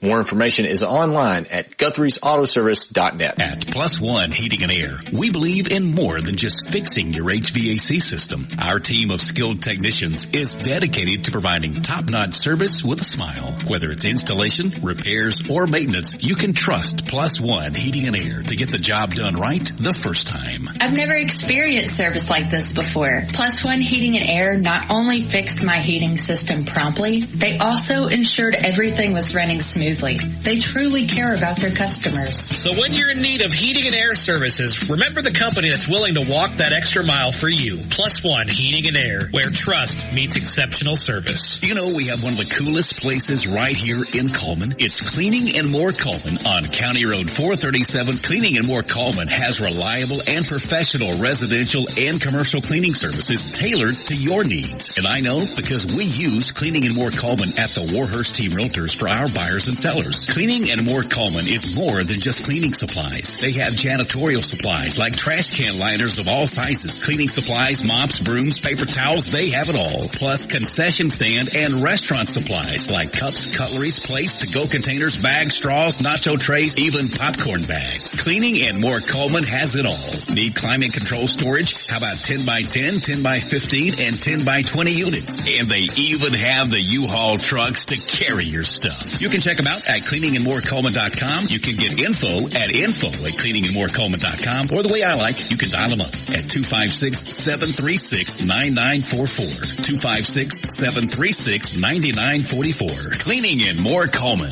County Road 437, under the big white sign with the U-Hauls. Live 95 is brought to you in part by Merchants Bank of Alabama, a division of South Point, now with several locations across the state, but still located in the heart of Coleman County. They are a proud sponsor of Coleman Community Radio on Live 95. Merchants Bank of Alabama, a division of South Point Bank, member FDIC. Hey, Coleman drivers. Are you tired of the hassle and confusion when it comes to buying a car? Well, we've got fantastic news for you. Meet Adam Aker at Mitch Smith Chevrolet in Coleman, your go-to guy for a no-nonsense car buying experience. Hey, folks. Adam here. You know, buying a car shouldn't be stressful. That's why at Mitch Smith Chevrolet, we pride ourselves on transparency, trust, and there's never any BS at MS. That's right. Adam Aker and the Mitch Smith Chevrolet team are changing the game. I live and breathe Coleman, just like you. So when you step into our showroom, you're not just another customer, you're family. Together, we'll find the perfect vehicle to fit your needs and budget. Remember, Adam Aker, Mitch Smith Chevrolet, what's not to love? A game without a crowd is just a scrimmage. A performance without an audience is just a rehearsal. Without your presence, high school sports and the performing arts aren't possible. Ensure that these essential extracurricular activities continue to enrich the lives of students in Alabama. Purchase a ticket to your local high school's game or performance. This message presented by the AHSAA and the Alabama High School Athletic Directors and Coaches Association. At Plus One Heating and Air, we believe in more than just fixing your HVAC system. Our team of skilled technicians is dedicated to providing top-notch service with a smile. Whether it's installation, repairs, or maintenance, you can trust Plus One Heating and Air to get the job done right the first time. I've never experienced service like this before. Plus One Heating and Air not only fixed my heating system promptly, they also ensured everything was running smoothly. They truly care about their customers. So when you're in need of heating and air services, remember the company that's willing to walk that extra mile for you. Plus One Heating and Air, where trust meets exceptional service. When it comes to securing a home loan, you want someone who knows the ropes and can guide you every step of the way. That's where Josh Phillips of Maven Mortgage comes in. I'm Josh Phillips with Maven Mortgage Group. You can reach me at 256-338-2920. And whether it's your first time buying a home or your fifth time, we'd love the opportunity to serve you and your family in all your home financing needs. Josh Phillips and Maven Mortgage. Their name says it all. Experience you can trust, knowledge that works for you. With one phone call, you can take the next step toward your dream home with Josh Phillips of Maven Mortgage. Your home, your future. Josh Phillips at Maven Mortgage. 256-338-2920. 256-338-2920. NMLS number 338177. You know, we have one of the coolest places right here in Coleman. It's Cleaning and More Coleman on County Road 437. Cleaning and More Coleman has reliable and professional residential and commercial cleaning services tailored to your needs. And I know because we use Cleaning and More Coleman at the Warhurst Team Realtors for our buyers and sellers. Cleaning and More Coleman is more than just cleaning supplies. They have janitorial supplies like trash can liners of all sizes, cleaning supplies, mops, brooms, paper towels, they have it all. Plus concession stand and restaurant supplies like cups, cutleries, plates, to-go containers, bags, straws, nacho trays, even popcorn bags. Cleaning and More Coleman has it all. Need climate control storage? How about 10 by 10, 10 by 15, and 10 by 20 units? And they even have the U-Haul trucks to carry your stuff. You can check them out at cleaningandmorecoleman.com. You can get info at cleaningandmorecoleman.com. Or the way I like, you can dial them up at 256-736-9944. 256-736-9944. Cleaning and More Coleman. County Road 437. Under the big white sign with the U-Hauls. Live 95 is brought to you in part. Welcome back to the Good Hope Raiders Sports Network, brought to you by Cleaning and More Coleman. Your Good Hope Raiders lead the Fairview Aggies 7-0 here to start the third quarter. Your Good Hope Raiders will receive the kick, second half kickoff, and I'd just like to see it find the end zone real quick here. But as the kicker looks left and looks right, throws his hand in the air, he's going to kick this one off. And it's a good one. It's going to go back. It is going to be receivable by Carson Hollis. He's looking to bounce outside. He bounces back inside. He's trying to break a couple tackles, but he's going to be brought down right at around the 30-yard line. And I see a couple flags coming in late. Yeah, it was pretty unfortunate for Carson there. He lost his footing, which we've seen that with a number of players tonight. The field is slippery. I mean, I went out there just a second ago, and my boots were slipping out from under me, so it is slick out. Providing quality automotive service since 1980. I did not see what the call is. Yeah, I believe it was a personal foul after the play hit, or late hit on a That's 15 to add on to the decent return by Hollis. Once again, it was unfortunate. He had a cutback lane, but once again, he did just slip down. And so, yeah, we're going to get the ball in excellent field position, 45-yard line to start this second half. Autoservice.net. Absolutely. is located on Eva Road, just north of Johnson 57. coming up to the line. Drake Are you tired to of the his hassle and confusion left. when it comes to buying a car? Well, we've got fantastic news for you. In the shotgun. Meet Adam Aker at Mitch Smith Chevrolet in Coleman. Your go-to Here's guy the snap. for a no-nonsense car buying And they bring down buying a car should Mason be Drake as soon as he gets the ball. We pride ourselves on transparency, trust, and there's never any we went, and there comes a late flag. I'm not sure that flag was thrown as we were going back to the huddle. That's interesting.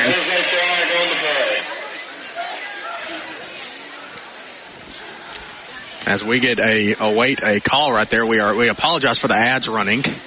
And we got an unsportsmanlike conduct on Good Hope. That's after the 15-yard that we just got to put us in good field position. We're going to give it right back to them. Well, we're going to back up 15. The unfortunate part of it is a dead ball foul. So we on top of the 3-yard loss. On top of the play, we now back up 15. So once again, like we talked about in the first half, you just cannot make mental errors. And apparently, I'm going to guess somebody said something because it's 1,000% Mason Drake. They've been under his skin all night. Like I said, the flag came in as both teams were going back to the huddle. There was no physical contact or anything. So I guess somebody, and I'm not sure who it was, but you're right. It had to be somebody just said something there. But after the mark off, it's going to bring up a 2nd and 25. And we're going to go 5 wide here with Johnson, the lone quarterback, and he's going to bring Drake in motion. Here's the snap. And, he's going to find Drake, and he just lost his footing but made the catch, but he's going to lose a yard. Well, we went with the wrong read there. Carter Rutherford had broken open deep, and I don't think Johnson ever saw him. If he lets the ball fly to Carter, it's a walk-in touchdown. He chose to go to the flat route, and once again, Drake made the catch, but again, his feet have slipped out from under him. So that's something we need to be cognizant of, that our cleats are not holding the grass right now. But after the 1-yard loss, it's going to bring up 3rd and 26. We're going to go 5 wide once again. I believe this is probably just going to be a screen pass to Rutherford over here. Here's the snap. Nope, they're looking. And he's looking deep for Aiden Young. He's going to have to come back and find it. He got there a little early. They're not going to call it. They're going to say it was uncatchable. Well, unfortunately, in the state of Alabama in high school football, there is no such thing as an uncatchable ball. I forgot about that, yes. That should have been a pass interference call, but once again, they put the flag in the pocket, did not pull it out. They definitely hit Young way early on the play. But after the incomplete pass, it brings up 4th and 26, so we're just going to send Carter Rutherford out there to punt it deep to... And unfortunately, that's now a couple of times tonight that the ball has fluttered on Johnson, so the ball is definitely giving Parker an issue throwing those deep balls right now. It looks like number 5, Connor Scott, and number 15, Colt Redding back to receive this. Here's the punt. It's a very good one. Very good one. And Colt Redding doing a good job of fair catching it right at the 40-yard line. That's going to bring up a 1st and 10 for Fairview from their own 40. Guys, I'll tell you one thing. When you're the lead man of these broadcasts week in and week out, going to the bathroom is a tough task. It's a tough ask because you got to fight with everybody in the stadium, unless you have one of those lucky boxes with a private bathroom. But I'm not the lead man this week, so luckily I got to step away and go warm my hands under the sink and take care of my business, and it felt good, guys. I just had to get that off there. I'm sorry. It's going to be a 1st and 10 from Fairview from their own 40-yard line. Harper in the backfield to Redding's right. Here's the snap. It's going to be a handoff to Harper. And actually probably one of the best runs he's had tonight. A 4-yard carry up to the 45-yard line. I believe you are correct. That's going to be almost a 5-yard gain, and I believe that is his largest or his biggest carry of the night. Don't let it get to be an every down thing, Good Hope. You've got to remember what you've done in the first half, and you got to stay steady to it. But as they break the huddle, Redding in the backfield, Harper to his left this time. Here's a snap. It's high. It's going to be a quarterback keeper all the way. He's bouncing outside, and he's trying to hurdle over some people, but he's going to be brought down. It looks like Tucker Screws is in there for the mix. After a gain of 3, that's going to bring up 3rd and 1. Yeah, good play fake by Redding. Actually, they're going to give him a Josh Phillips at Maven Morgan first down for Fairview. Whoa. Wow. Okay. I mean, if I do remember, we were at the 40 and 40 not even at the 50. So I'm not sure if I like the spot, but so be it. Anyways, we got to get off the field here. Looks like Redding is going to have Harper to his left this time. Here's the snap, and it's going to be a quarterback keeper. Mason Drake tracking him down. He's going to bring him down, but after a gain of 2. No, he's going to get right back to the line of scrimmage. It's going to bring up 2nd and 10. Once again, a zone read by Redding, and he chose to hold on to the ball. We had crashed the left side where Harper was, and it was the correct read, but great play by the Drake on the defense there. Good solo tackle out in open space. Brings up 2nd and 10. 2nd and 10. Ball spotted right at midfield. Redding in the backfield. Harper to his right. I don't know what is going on here.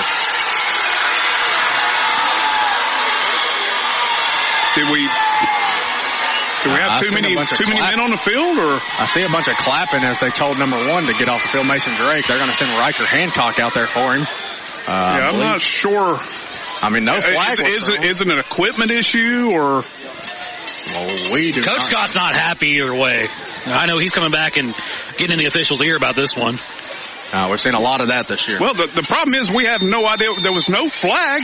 Okay, so it had to have been some kind of equipment issue, but it has to be an equipment issue. That's the only reason that they would ever ask him to leave the field right there. They threw a flag on Alan Scott here. Yeah, that's something I know from years of experience. He about wanted to throw his headset.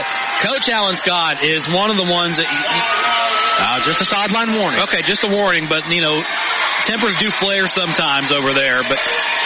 Man, and it wasn't for a good reason, though. That's what I should say. If you were in our shoes this year, you would understand why he is getting so hot. And it's for a good reason. Coach Scott doesn't just flap his gums for no good reason. But after the sideline warning, we're finally going to get a 2nd down play. Once again, if you're just joining us, 8.5 minutes here in the 3rd quarter, 7-0. Your Good Hope Raiders lead the Fairview Aggies. We've got Redding in the pistol-like formation with Harper right behind him. As this place is getting loud. Redding, here's the snap. He's going to hand it off to Harper. Harper's finally found a hole. He's going to dive his way forward. Yeah, good seal block on the edge. Let that play happen. I didn't catch the number of the Aggie who made that seal block, but gave Harper the gap to get through, and a pretty decent gain. That has now become his biggest gain of the night, which was 8 yards. They go back Hancock for Drake, by the way, on the sideline. So it was definitely an equipment issue. Made him sit out for one play. But after the 8-yard carry, it's going to be 3rd and short. Here's the snap. It's going to be quarterback keeper all the way. He broke a couple tackles. He's going to get his way up for Josh Phillips and Maven Morgan's first down up to the 35-yard line of Good Hope. Yeah, we're real unfortunate there. We actually had that play sniffed out, and just a nice play by Redding. He sidestepped 2 defenders in the backfield and was able to squirt forward and picked up the Aggie first down, the Maven Mortgage first down. As Fairview brings up here, 35-yard line is where the ball is spotted. Redding in a shotgun. Here's a snap. He's going to hand it off to Harper. Harper is finally finding some room here on this Good Hope defense, and there he goes, breaking tackles, doing what Jake Harper does best. Yeah, we're seeing Jake Harper a lot later than expected, but he has arrived here. And he's tapped his helmet saying, I need out of the game real quick. Yeah, the offensive line for Fairview doing a really nice job leaning on the defensive line, the undersized defensive line of Good Hope, creating some holes for Harper, and he got ahead of steam there and picked up an extra 5 to 6 yards after contact. Rex Chandler's going to come in for... I'm blanking here. Here's a snap. It's going to be a quarterback keeper. And, oh my goodness, they're finding holes everywhere for every person that's running the ball right now. After the gain of 6 yards, it's going to bring up 2nd and 4. Nope, after the gain of 7, it's going to bring up 2nd and 3. Well, see, the problem has been with Fairview is that every time that Colt Redding has taken the ball on his own, he's able to find something. They've been able to stifle Jake Harper up to this point now, but Colt Redding seems to be the antidote to the Good Hope poison. Yeah, we're seeing the adjustments that Coach Redding made at the half for Fairview. And it's up to Coach Scott to make the appropriate defensive adjustments now. Well, here's a snap. It's a handoff to Chandler, and he's going to get up for another Josh Phillips and Maven Morgan first down up to the 9-yard line. That's going to be first and goal. Yeah, first time inside the 20, inside the red zone for Fairview. First time, first and goal for Fairview, and Fairview's looking to knot this one up here. Yeah, they're going to be snapping it from the 8-yard line, first and goal. Time for the Good Hope defense to bow up here. I would consider running some inside run blitzes to try to stifle the play of Jake Harper. Well, here's a snap. It's going to be Harper right up the middle. And finally, we've done it a lot like we done in the first half and stopped him right as soon as he got the ball. But he's going to push his way up forward for a 2-yard gain. It's going to be second and goal from the 6-yard line. That's the advantage to Harper being 6'2", 215 pounds. He was just able to move the pile there. We hit him, at the line of scrimmage, but it's, at that size and that power, he was just able to get a couple. After the 2-yard carry, it's going to bring up a second and goal from the 6-yard line. And Fairview's in no hurry to snap the ball. The clock is under 10 seconds. They're going to have to hurry up to the ball. Redding in the backfield. Harper to his right. Here's the snap. It's going to be a quarterback keeper up the middle. And he finds some yards. He's bullying his way in, and he is in.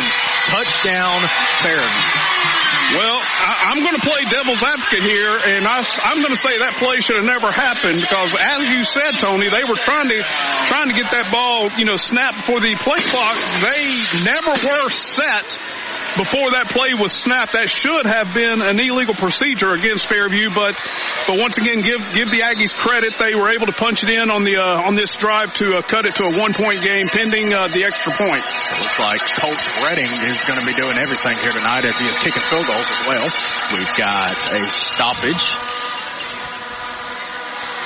No idea what the stoppage is for. It's for an extra official down here for a PAT. Yeah, the officials weren't exactly sure where they were supposed to be stationed there. Well, here we go. Redding looking to kick the field goal. Snap is good. Hold is good. Kick is up. And it's good. Your new score here, 7-7 tie ball game here on the Good Hope Raiders Sports Network with a little under 5 minutes remaining here in the third quarter. Well, that's that's really not the start you wanted to have for the second half. We came out, got on the opening kickoff. We get great field position due to a penalty by Fairview. We turn right around and give it right back to them.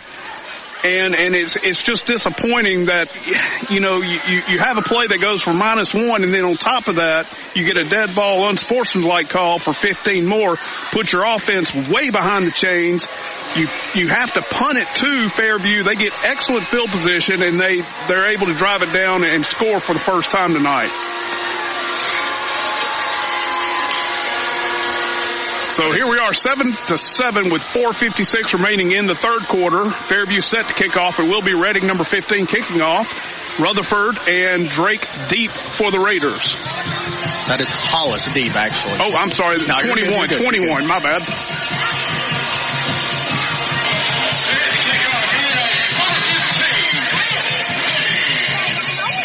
And here's the kick. And it's just a pooch kick. And Hollis is going to pick it up. He's on the sideline. He's going to run him over. And after the good return by my cousin, Carson Hollis, he's going to get us up to the 44-yard line. Second time in a row we start in good field position, Tyson. Yeah, good job by Carson Hollis there. The ball actually bounced, and he timed his approach to the ball on the hop, picked it up at actually a full sprint, and was able to rush down the sideline. Fairview was finally able to catch him around the 45-yard line. So great field position again for the Raiders. Just you cannot make any mental errors here. Just once again, play your game, and you're going to be just fine. Yeah, it looks like we're going to go the 5 wide look again here. I would love to see to get the ball to 0 and let him do his thing. And they're going to bring Rutherford in motion. Here's the snap. It's going to be the pop pass to 0. He's looking to break through the line. There it goes. He's going to get up to around the 49 of Fairview. That's a gain of 8. That's going to bring up a 2nd and 2. Yeah, once again, good blocking on the perimeter by the Good Hope Raiders there. giving Rutherford the opportunity to turn that ball up, make the edge, and pick up 8 yards. Well, I see the momentum has not shifted much from what Good Hope started this game with. I just hope it stays this way. We're going to stay in this 5-wide look. Johnson in the backfield by himself. Here's the snap. And Johnson looks to run it. He's got some room. He's going to cut back inside, and he's going to slide down. He's going to give himself up to the 44-yard line. They're taking some shots at him after he falls down. That wasn't a traditional slide. Once again, that's a very smart play by Johnson. If he goes into a traditional slide, they'll mark the ball where he starts the slide. He would have been short of the first down. By diving forward, he was able to get the first down. Good play by number 7, Parker Johnson. That's good for Josh Phillips and Maven Mortgage first down. Once again, if you're just joining us, your score here. Tie ball game here in Fairview, 7-7. 3 minutes and 50 seconds remaining here in the third quarter, but Good Hope's looking to score as they are already in Fairview territory. But it looks like we're going to go a 4-wide with one running back right behind the lineman. Here's the snap. It's going to be a quarterback keeper all the way. And Johnson not going to find much room after he gets to the line of scrimmage. Yeah, we played number 21 Hollis as an H back there as an extra blocker on the quarterback power play to the left side, and Fairview just crashed that side, and Johnson really just didn't have anywhere to go even with the extra blocker there. So no gain on the play, brings up 2nd and 10. After just getting right back to the line of scrimmage, Johnson gets back in the huddle. It looks like we're going to go back to the 5-wide look, but this time we've got Mason Drake in the game instead of Carson Hollis. Here's the snap. He's looking to pass, and he's looking downfield. Mason Drake, but it's intercepted. Colt Redding. And Redding, I need some help here, but I think he took the wind out of him there. Colt Redding came down with it hard. Yeah, it looks like he got the wind knocked out of him a little bit. Once again, the decision by Johnson there, he threw into double coverage and paid for it. Just a good defensive play there. Take a shot. Now, here's the good thing. You've got Fairview backed up to their own 13-yard line. I don't hate the play. I don't hate the pass. It's just unfortunate they were ready for it. So, once again, 1st and 10 for Fairview from their own 13. Yeah, essentially an arm punt here from Johnson. And Colt is coming out of the game. Yeah, and I also noticed Rutherford and Coach Scott having some, not bad words, but just having a discussion. Well, I know what Rutherford's saying. He's saying, get me the ball. Feed me is what he's saying, essentially. It looks like number 16 is coming in at quarterback, and that's Zayden Cruz. Here's the snap. He's just going to hand it off to Harper. And Harper finally finding some room. He's going to get a gain of 12. That's good for Josh Phillips and Maven Mortgage first down. Tony, back in 2015, the Minnesota Vikings signed this guy named Sam Bradford, and Sam Bradford's number 1 job was to hand the ball to Adrian Peterson. That's his job. That's your job. You hand the ball to Jake Harper, and you make plays like that. But Colt Redding is back in the game, so now you have to be ready for any kind of passing. But I'm sure they're just going to feed it to this monster of a running back they have. Once again, that's the adjustment that Redding has made, is he's just going to feed it to Harper. But we're going to stop him short a little bit. After a gain of 2, we're finally going to bring him down. There's a flag. Yeah, I'm not sure what this flag could be. I didn't really see anything. We got a face mask against Good Hope. That's going to mark off 15 from the spot. Once again, that is 2 major penalties that have really cost us in this second half. You just can't make those mistakes. So, once again, apparently it was only a 5-yard penalty, but anyways, that's going to be first and 2. Yep. Here's the snap. Oh, it was almost over his head. And he's going to fight his way. Colt Redding is just bulldozing through Raider defenders. He's going to get up to around the 44-yard line. Now that is good for Josh Phillips and Maven Morgan's first down for Fairview. Yeah, just unfortunate once again. Their offensive line is Coach Redding has challenged his offensive line, and they're just, right now they're just putting pressure on the defensive line for Good Hope, and they're just opening up big holes through the middle. They are not going outside anymore. I would be shocked to either see a pass or an outside play right now. They are going to go through the middle of the line. And Chandler back in the backfield. Here's a snap. It's a handoff to Chandler up the middle. We're going to meet him as soon as he gets it. maybe got half a yard. Yeah, Hunter Miller diagnosed that play, hit him in the backfield, slowed him down enough for a little like Cody Stevens to come and finish him off. So good job by number 27, Hunter Miller there to hold the running back to no gain. 2nd and 10. A minute and a half remaining here in the third quarter. 7-7 your score. 2nd and 10. Ball spotted at the 43-yard line. I know you still got another 12 minutes after this quarter ends, but man, this is crunch time for Good Hope. Yes. Big moment here. Here's the snap. It's going to be a quarterback keeper up the middle. And oh my goodness, Good Hope finally figuring out that they're just running it up the middle. Yeah, once again, number 27, Hunter Miller was all over that play. Got a little help from number 2, Tyler Bird. Good defensive play there. Holds Redding to, again, no gain. Brings up 3rd and 10 now. And now you may want to, be careful of a play action pass. Harper is in the game. Yeah. So be careful of just a flat pass or a pass across the middle. Yeah, it's going to be lethal right here if you're Fairview. 3rd and 10. Here's the snap. And did they call time? If not, it's going to be a penalty. Fairview called a timeout. They called a timeout. 30 seconds here left in the third quarter. Your Good Hope Raiders lead. Or no, they don't lead. We're tied up. 7-7. I'm used to saying 7-0 because it's what it's been for 95% of this game. Yes, it has been throughout most of the game. If you come for an offensive show, hate to break it to you, it's been everything but that. Yeah, it's really been mostly the defense doing all the dirty work, and it comes to the offense kind of showing out a little bit. So a couple of points on the board for both teams, obviously. 7 each. We go away. But it's one of those ones where it's going to go down to the final, I would say the final 30 seconds is when this game will be decided. I don't see Good Hope going away. I don't see Fairview going away. This is going to be good. Now, we do have to be careful for a play-action pass, but you also can't give up enough room for Jake Harper to just run it down the middle, right? Well, once again, like we talked about in the first half when they had a similar situation, you really, if you give up any yards, don't give up more than 5. Make them have to punt this ball away if they do not make it. So either hold them for no gain or maybe 1 or 2 yards, or even a loss will be better. 3rd and 10. Ball spotted at the 43-yard line. It's going to be Redding in the backfield. Harper to his left. Here's the snap, and it's going to be a screen pass. We read it. He found him, ran over the middle, and he almost intercepted by Webb Buchanan. Yeah, almost is really where it was for Webb Buchanan. Really almost had a shot at it. Like to see the ball tipped up in the air. Hoping that Rutherford would get under it, but just didn't have the oomph on it. Well, unfortunately, if you're a Fairview Aggie fan, you just got to call that one what it was. That was just a drop by their receiver. He was open in the flat. He did not have the first down, but could have spun. He just dropped the ball, which is great for Good Hope. Makes them go into punt formation 4th and 10 from their own 43. I'd like to see Rutherford actually have a chance to return this one. Here's the snap, and there's the punt. It's a beautiful spiral. Rutherford's backing up. He receives it. He drops it. He's going to try to make a man miss. There he goes.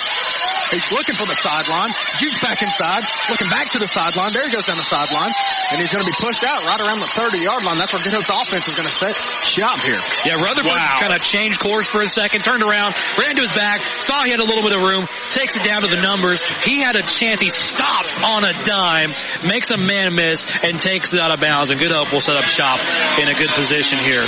Guys, I know we're on the Good Hope Raider Network, but you just have to give credit where it's due. Yeah. What a punt by the Fairview Aggie punter there. It was a spiral that turned over and was about a 50-yard punt. Yeah, the kid's got a leg on him. Oh, my goodness. 12 seconds remain here. It's tie ball game, 7-7 right before the fourth quarter.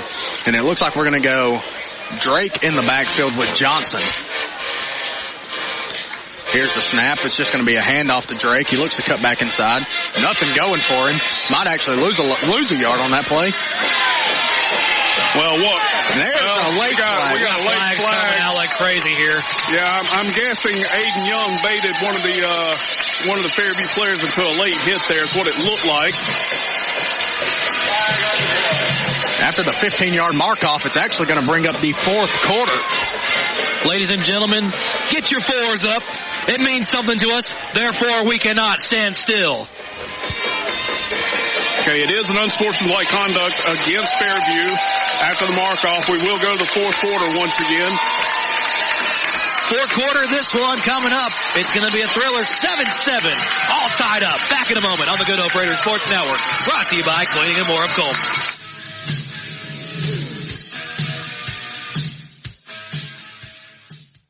When it comes to securing a home loan, you want someone who knows the ropes and can guide you every step of the way.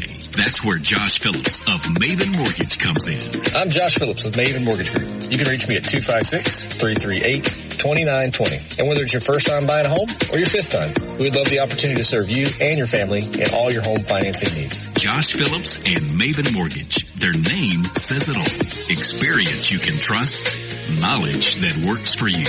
With one phone call, you can take the next step toward your dream home with Josh Phillips of Maven Mortgage. Your home, your future. Josh Phillips at Maven Mortgage. 256-338-2920. 256-338-2920. NMLS number 338177.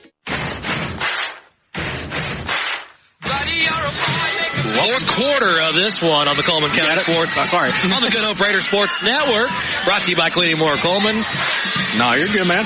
Tony Thompson, the voice of the Good Hope Raiders, joined by Tyson Robertson and Dylan Beamer here doing your host duties here. Fourth quarter tied up 7-7, 12 minutes remain. This is your ball game, folks. Tony, take it away. 1st and 10 after the mark-off. That gives us a Josh Phillips and Maven Mortgage first down, but we're up to the 41-yard line of our own territory. Here's the snap. Going to be the pop pass to Rutherford. Rutherford cuts back inside. And he looks like he's going to be spun out right around the 48 after a gain of 3. That's going to bring up 2nd and 7. Yeah, good job by the Aggies stringing that play out. He had a cutback lane and he hit the cutback lane, but they were able to close in on him. So good job by the Aggie defense. Nice play. Well, folks, we got an update on our Odin's Auto Glass Big Glass regional scoreboard. West Point and Brewer tied up 14-14, and Oak Grove leading Hansville 64-15. Back to this one here in Fairview, 7-7. If y'all want a quick stat, Hansville's given up 64.5 points per game this year. But anyway, you want that on your schedule? we got 5 wide. Here's the snap. It's just going to be quarterback keeper, and we whistles for being blown. It looks like it's going to be a false start on the Raiders. Personally, I'm rooting for the Patriots tonight. Nothing against West Point. I want them to, obviously they've punched their postseason trip, but let's go Patriots. Yeah, that was unfortunate there. We had the play, we had the right play called there. We just jumped, the receiver jumped a little bit before the play, and Parker had a hole up the middle, but they blew it dead for the false start. You know what I'm noticing, guys? You can tell who's active out there. There's a lot of clean white jerseys. Then you look at Mason Drake, and his is almost brand. I did not expect it to be that wet out there on the field. Well, it goes back to we've seen numerous players on both sides of the ball slipping and sliding all night. Here's the snap, and he's looking downfield. He's got a man open. It's Tucker Keith, but he overthrew him. Yeah, Parker airmailed that one to him. He had Keith open in on the deep corner, and it was there. It's just a little bit too high even for 6'1" Tucker Keith. After the false start and the incompletion, we're backed up right to where we started, and then after the incompletion, it's going to bring up 3rd and 10. Good Hope, what do you got? You got a 10-yard play in your bag here. You're going to have to go to something good here. I like where Parker Johnson's airing it out a little bit. He's got to find something quick, something good to get maybe 11, 12 yards. Just keep the drive alive. That's the key to the success here. Here's a snap. Johnson, he's got all day back there. He just looks across the middle field for 0. And Carter, he's not down. I don't think he realized he wasn't down yet. Yeah, that was a Fairview gave us that underneath route with Rutherford, and Parker took it, and I think the play actually may have lost a yard or two. No, it gained a yard. It gained a yard. Okay. Well, that's going to bring up a 4th and 9, and Rutherford's going to drop back and punt this one. If you're Good Hope, I think we're getting too pass heavy right here. I've never seen air raid offense for Good Hope. Yeah, the air raid Raiders was something we saw like 3 years ago. They're kind of making a return in this game tonight. Not something you see every week here in Good Hope. There's the snap, and it's a good punt. It's going to be brought in, and Cody Stevens is going to hit him. This is okay. I don't agree with this. He slipped up. The return man from Fairview slipped up, and Stevens could not stop himself. Already diving at He was already making the play. He could not stop himself. I'm not sure what the referee, the official saw there. That is if they call that is going to be absolutely horrible. as the returner slips down, and as he's slipping down, Stevens goes ahead and man, that's a football play all day. That is a football play all day long, and the officials standing right there threw a flag, and they're going to call it on Stevens. That's going to be a 15-yard penalty. I just don't understand the call. No. I don't. You have to give grace in those situations. This is a wet field here. Your return man slips. What do you expect him to do? He can't turn right. He's sliding himself. First and 10. Redding in the backfield. Harper to his right. Here's the snap. It's actually going to be a jet sweep to number 21. And there's a flag. I believe this one's going to be a holding, as I've seen Rutherford and Screws on the ground being held by the same kid. We're going back here. Jay Stevens on the carry for Fairview, but after a holding penalty, that's going to back him up 10 yards. Well, they say the ball don't lie. We're going back 10 yards after giving a free 15. So once again, I'm in a game that has what's going on. A 7-7 game playing midway through or almost midway through the fourth quarter. You just cannot make a horrendous call like that to affect the game. And that, ladies and gentlemen, was a horrendous call. After the mark off, it's 1st and 20. We got a man in motion. Here's the snap. It's going to be a pass. He's looking to roll out. And we had a man slip. He's just going to tuck it down. He's going to take a hit. He's going to lose a couple yards. That play, we are very fortunate. Number 21 Cruz had made a double move, and our defender slipped down. He was wide open. Redding was about to let it go, but the pressure from the defensive line got to him and got him for a sack. So great play by the defensive line there. Brings up 2nd and 23. What happened was our cornerback slipped. He had him open, but Webb Buchanan was the deep high safety, and he was there to just, be enough pressure for him not to make that pass and get sacked. Yeah, great improvisation there from the defense. 2nd and 23. Redding in the backfield. He's got a man in motion. You can't do that as an offensive line. You have to claim him as eligible. Yep. Yeah, it's going to be an illegal procedure. Back him up 5 more yards. 2nd and 28. The Good Hope crowd's getting back into it. Yeah, if you're Good Hope's defense, these penalties are going to go way in your favor. You really just have to lock them up. Yeah, the Good Hope defense cannot squander this opportunity to get off the field. Right now, we've got them 2nd and forever. They're about 2nd and A-Rab right now. They're 2nd and West Point at this point. You got to lock in and lock them up. Here's the snap. It's going to be a handoff to Harper. Bounce out to the outside. He got tripped up. Who was that? I think it was Cody Stevens. Mason Drake, actually. I can tell by the way he got up and ran his mouth. It was Mason Drake. Mason Drake shot through the gap on that jet sweep to Harper and made a great tackle. He went low, grabbed his legs. He couldn't get any further. So yet another loss brings up 3rd and 30 for the Aggies. We got 3rd and West Point. Can they get it? It's an obvious passing down. You just drop everybody back. Absolutely. You got to drop back. Look out for it. Here's the snap. It's going to be a handoff to Harper. We're going to bring him down pretty deep quickly. Yeah, Harper's going nowhere now. Good Hope has Tucker Screws on that tackle. Brings up 4th and forever for the Aggies. That was a give-up play. Once again, I wouldn't have hated it if they did like we did earlier, just rear back and throw it, and if it gets intercepted, so be it. But they went with a give-up play. This is the inside handoff to Harper. Tucker Screws was there to meet him. He picks up 5 yards, brings up 4th and 25 from their own 22. You're just joining us. It's a tie ball game here. 8.5 minutes left in the fourth quarter. Can we crown a county champion here in Coleman County? Here's the punt. It's a booming. It's a sky kick. Rutherford's going to let it drop. Tell your guys to move. I think it made contact with the Aggie player. Yeah, that ball's going to... Now, it's going to be spotted right at the 39-yard line of Fairview. Yeah, I'm not sure why they're spotted there, because I believe it definitely hits an Aggie about the 45. Yeah, that was James Short, number 26. But I guess they didn't see it the way we saw it. But that's okay. We're still 1st and 10 from our own 39. But once again, nice defense for the Raiders. Now, with 8:15 remaining in regulation, let's just drive the ball down. A good methodical drive right here. Yeah, really slow the tempo down, keep the ball on your side of the field, you'll be great. Here's the snap. It's going to be a quarterback keeper all the way, and he's going to be met immediately. Actually going to lose about 3 yards on the play. Back to the 36-yard line is where Johnson was brought down. Yeah, number 50 for Fairview there. He beat his A-gap block, and absolutely just Parker Johnson never had a chance on that play. I know this is going to sound like a broken record by me, but at this point, just find zero. Find zero. Yeah. It's getting this late in the game. You got to find zero. You got to have a hero here. You got to start it early. I'm finding they are going to play high on whatever side zero is on, so you need to bring him across the middle of the field and let him work. Here he comes in motion. Here's the snap. It's going to be a handoff to zero. He's going to cut back inside, but I don't know why we're running this play to the weak side of the field, but after the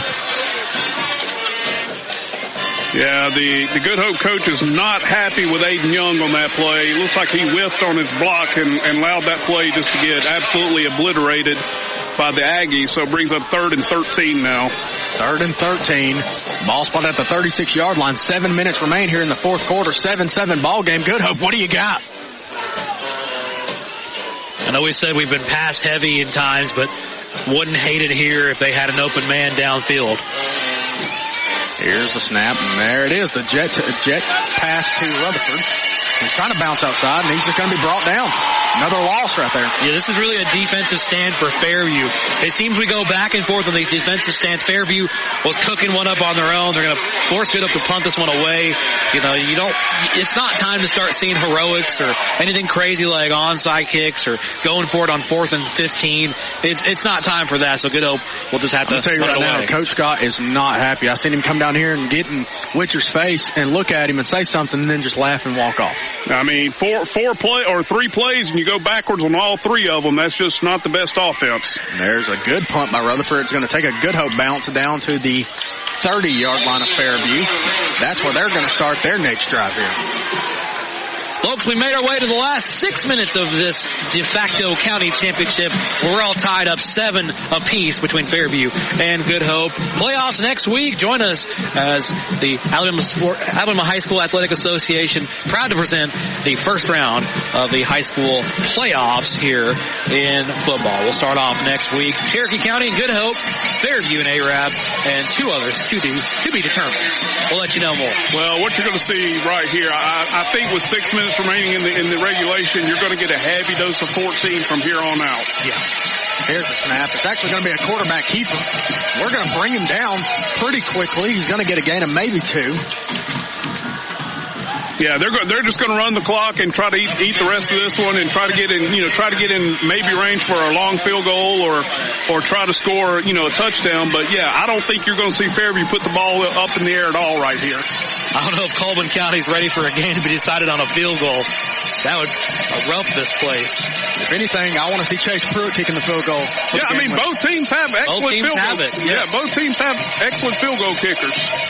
Here we go. Here's the snap. It's going to be a handoff to Harper. He's found a hole. He's bouncing. He's still carrying Good Hope defenders. He's up to the 45-yard line. That's good for Josh Phillips and Maven Mortgage first down. That is a play we haven't seen tonight right now. That was a counter trap. And the backside defensive line was not there and gave that big gap for Harper to run through and pick up about 10. We've been throwing everybody but the bus driver at him. It took 2 people to slow him down, 3 to stop him. That seems to be the remedy for Jake Harper. Here's the time. It's over his head. You got to get to him here, Good Hope. He's going to fall down on it. Way back here, back to the 30-yard line. Well, I'm going to tell you right now, we are very fortunate that play should have never happened because Redding, as the quarterback, actually committed a false start. He was shuffling his feet before the play ever started, and then when it did start, the center for Fairview snapped it clear over his head and gave us a 15-yard loss. That's going to bring up 2nd and 25. Now here as a defense, you cannot let them get any momentum. Keep them pinned back. Chandler in the backfield to Redding's right. Here's the snap. It's going to be a quick screen pass over here. And we're going to bring him down pretty quickly. It's going to bring him a 3rd and about 15 yards. Cody Stevens, Webb Buchanan. And we got a man down right here. Looks like number 12. Yes, Bowles. Is that Caleb? Is that who that is? Yeah, just a little shaking up. He's going to come off. They're going to put number Blake Cordes in the game for this one. Yeah, that's a play we haven't seen from Fairview. Also, just a quick hitter outside, and luckily we were there to defend it. Reading is back in the game. This is a 3rd and 15, maybe even 16. Here's the snap. He's looking to pass. He's looking way downfield. He's got a man kind of open. He's going to push off a little bit, but he's going to make the catch. Rutherford bringing him down, but not after a huge gain up to the 25-yard line. Well, that was just a good adjustment by the Aggie receiver. Drake got turned around in defense, and the ball was underthrown. Once again, just a good play by the receiver to make the adjustment to the ball, and unfortunately for Good Hope, Mason Drake did not, and it's a big pickup on 3rd and long. Here's the snap. It's going to be a handoff to Harper right up the middle. And he's going to get up to around the 21-yard line. And I tell you, depending on what happens the next 3 minutes of the game, remember that long pass play. Biggest play of the night for Fairview. As the student section's actually going to move down here right in front of us to try to make some noise. Yeah, this is big for them. They need to be right here on the spot here at about the 21. They're going to bring the noise down. It's going to be a 2nd and 7. 2 minutes and 45 seconds remaining here left in the 4th quarter. What do you got, Good Hope? Here's the snap. It's going to be a handoff to Harper. He's bouncing outside. He's got a lot of running room. He's going to be brought down right around the 12-yard line. That's going to be good for Josh Phillips and Maven Morgan's first down for Fairview. They have finally found some offense here. Yeah, he sidestepped two defenders and was able to pick up that Maven Morgan's first down. Once again, we were there. He just made a play. And against a talented running back like that, you have to square him up and not let him sidestep you like he did right there. So big play for Fairview, 1st and 10 from the 12. It's going to be a 1st and 10 from the 12-yard line. Here's the snap. It's going to be a quarterback keeper for Colt Redding up the middle, and he is just going to spin his way in. Touchdown, Aggies. Well, the good news, you left 2 minutes on the board for this Good Hope offense that can get down the field pretty quickly. The bad news, Fairview takes the lead 13-7. Yeah, that's just once again, that was a quarterback counter, faked it to Harper in the backfield. He held on to it on the zone, and it was, there really wasn't a defense there. He sidestepped one defender and rolled into the end zone to give Fairview the 13-7 lead pending the extra point. A miss would be huge here for Good Hope. To either block this or him somehow miss this, but it's Colt Redding here. Colt Automatica. Here's the snap. Hold is down. Kick is up, and oh my goodness, that was a bomb. That is good. Your new score here, the Fairview Aggies 14, the Good Hope Raiders 7. Colt Redding, I have seen him boom kicks over field house roofs. I've seen him boom kicks into the woods behind the stadium here. I've seen him kick things so far, you're never going to find him again. Colt Redding is probably one of the best kickers out there in Coleman County when it comes to those extra points after. But hey, 2 minutes on the board, Good Hope. What do you got? What do you got? We've had 2 long returns in the second half. I'm curious on how Fairview handles this kickoff. Once again, Carson Hollis has 2 long returns, each of them about 30 to 35 yards. Rutherford is sneaking back there also. So actually they're going to bring Rutherford up to the second line. So maybe they're thinking Fairview may pooch this one. Yeah, good idea to bring Rutherford up to the 35. We've only got 10 guys on the field. Yeah, we've only got 10 guys on the field. We do only, but don't waste the time out here. Go ahead and let it roll with the 10. There's Riker Hancock coming on now. So we now have 11. But yeah, thankfully with the situation, we need all of our timeouts. And it's actually going to be kicked deep, and they're looking for Parker. No, it's going to be Carson bringing it. He's got a decent space here. He's looking to bounce outside. Fairview's going to try to bring him down, but they're going to get him down right at around the 33-yard line. Good Hope's got to go 67 yards. 6-7, you can say? They got to go 67 yards here. What Fairview did, they took a gamble there. They did kick it deep. And once again, another excellent return for Hollis. That was about a 28-yard return. He caught it on about the 5.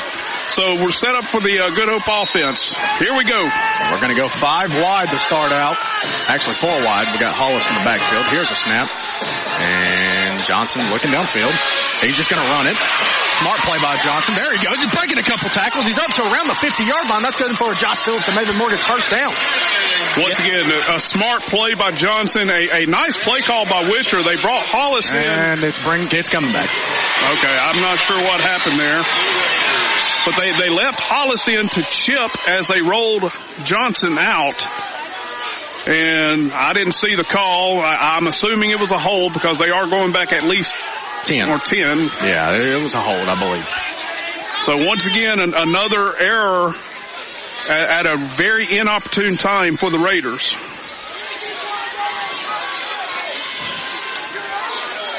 So it's going to bring up first and about 19, 18. 17. We'll go 17. Once again, you cannot, in this situation, you just cannot have those errors. Here we go. Clock's running, Johnson. You got to snap it. Here's the snap. And he's looking right. And all the receivers are just jogging at this point. Parker's trying to make everything happen here. He's just going to fall down right around the 29-yard line. You've got to go. You've got to go. You don't have time to be messing around. You got to go. Tempo is of the utmost importance here. If you're Good Hope, tempo get on the line. Get on the line. Most importance here. A minute and 17 seconds remaining. Your score here, 14-7. Fairview leads Good Hope. Johnson with the snap. He's looking down. And you got to make something happen here, Johnson. He's just going to float it up for Tucker Screws. Oh, you go! All right, that is a first down to Josh Phillips. Maven Morgan's first down. That'll temporarily stop the clock. 1:04 remaining. You do have all 3 timeouts. So, ineligible receiver downfield. Unbelievable. Wow. And the referees are going to bail Fairview out here. Yeah, you just can't make it up at this point. Yeah, I mean, it's all been all year long. Rutherford saying, what happened? What happened? The officials are going to bail the Aggies out on that one. That was a big heads-up play by the big man, Tucker Scruggs. I'm assuming that they are saying Rutherford was lined up and covered up on the line of scrimmage. And he walked over to the ref and said, I looked. The only thing covered up are your eyes, official. Sorry. So that's the only thing I could figure is they said that Rutherford was covered up on the line of scrimmage and thus became an ineligible receiver. And once he takes off downfield, they have to call it. Yeah, so Coach Scott is not happy saying Rutherford checked and made sure. They said he was all right. That's the second time this year that has happened to Rutherford. We got 5 seconds on the play clock here. We're going to look at the alignment. The alignment's there. Here's the snap. It's going to be a reverse to Johnson upfield. There he goes. Got to get out of bounds, Parker. He's still fighting for yards. He's going to get up to the 35-yard line. Big play there by Johnson. Smart play. Getting out of bounds. Picks up about 13 yards. Makes it a third and manageable. Yeah. But there's only 55 seconds remaining in the fourth quarter. Once again, if you're Good Hope, remember you do have all 3 timeouts remaining. You cannot take them with you after the game. No, you can't. First down. Got to get the first down play here, and then you got your foot on the gas, and you can control time after that. Well, Johnson in the backfield, Drake to his right. Here's a snap. He's looking downfield. He's looking. He's got time, and Tristan Grun just pushed the Fairview defender right into Johnson. Yeah, that's one Parker Johnson's got to, he's either got to throw it away or once again, just an unfortunate play there for the Raiders. You got to have some situational awareness there. Yeah. And the interesting thing about the line, the way we were set on that play, we had max protection, and like Tony said, we had one of our players that let his defender get around him. As he went to block him again, he actually blocked him into Parker Johnson, and he made the sack. I am going to say Rutherford right now is not happy. No, he's not at all. Don't mean to interrupt real quick. First of all, we're listening to Coleman's Live 95.5 WRJM-LP Coleman. Glad we got that out of the way. It's heartbreaking. You want to say it's heartbreaking, but it's not over yet. It's not over yet. It's not done yet, but I know the emotions are running hot on the Good Hope sideline, but I'm expecting some kind of trick play here because Webb Buchanan's in the game right now. Well, the problem is there's not many 4th and 23 plays in your playbook. I'm an Alabama fan. 4th and 31. So right now what we're looking at, and you're right, Webb Buchanan is lined up, and this is going to be a double pass. You can expect a double pass here. There it is. There's the snap. He looks for Webb. Webb, you got to make something happen here, kid. He's looking way downfield. A wobbly pass. Mason Drake. And intercepted by Scott for Fairview.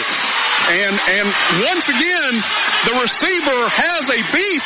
He was interfered. That was Mason Drake. He got shoved. There's the flag on Mason Drake. And he's not happy. And Mason Drake all the way down the field, actually. Mason Drake's going to get an unsportsmanlike, but I don't, it's just one of those unfortunate things. He was interfered with. The Fairview defender, Scott, that made, by the way, it was a great one-handed interception. Let's call that like it is. Yes, call it like it was. It was a great one-handed But hit. he pushed off on Drake to get the interception, so that'll just about do it for the night. 32 seconds remaining. Fairview's going to end up winning this game 14-7. And once again, it's a game of what ifs. Yeah. The biggest what if for Good Hope this year is if we had some half decent officials, we would be 11-0 or 10-0.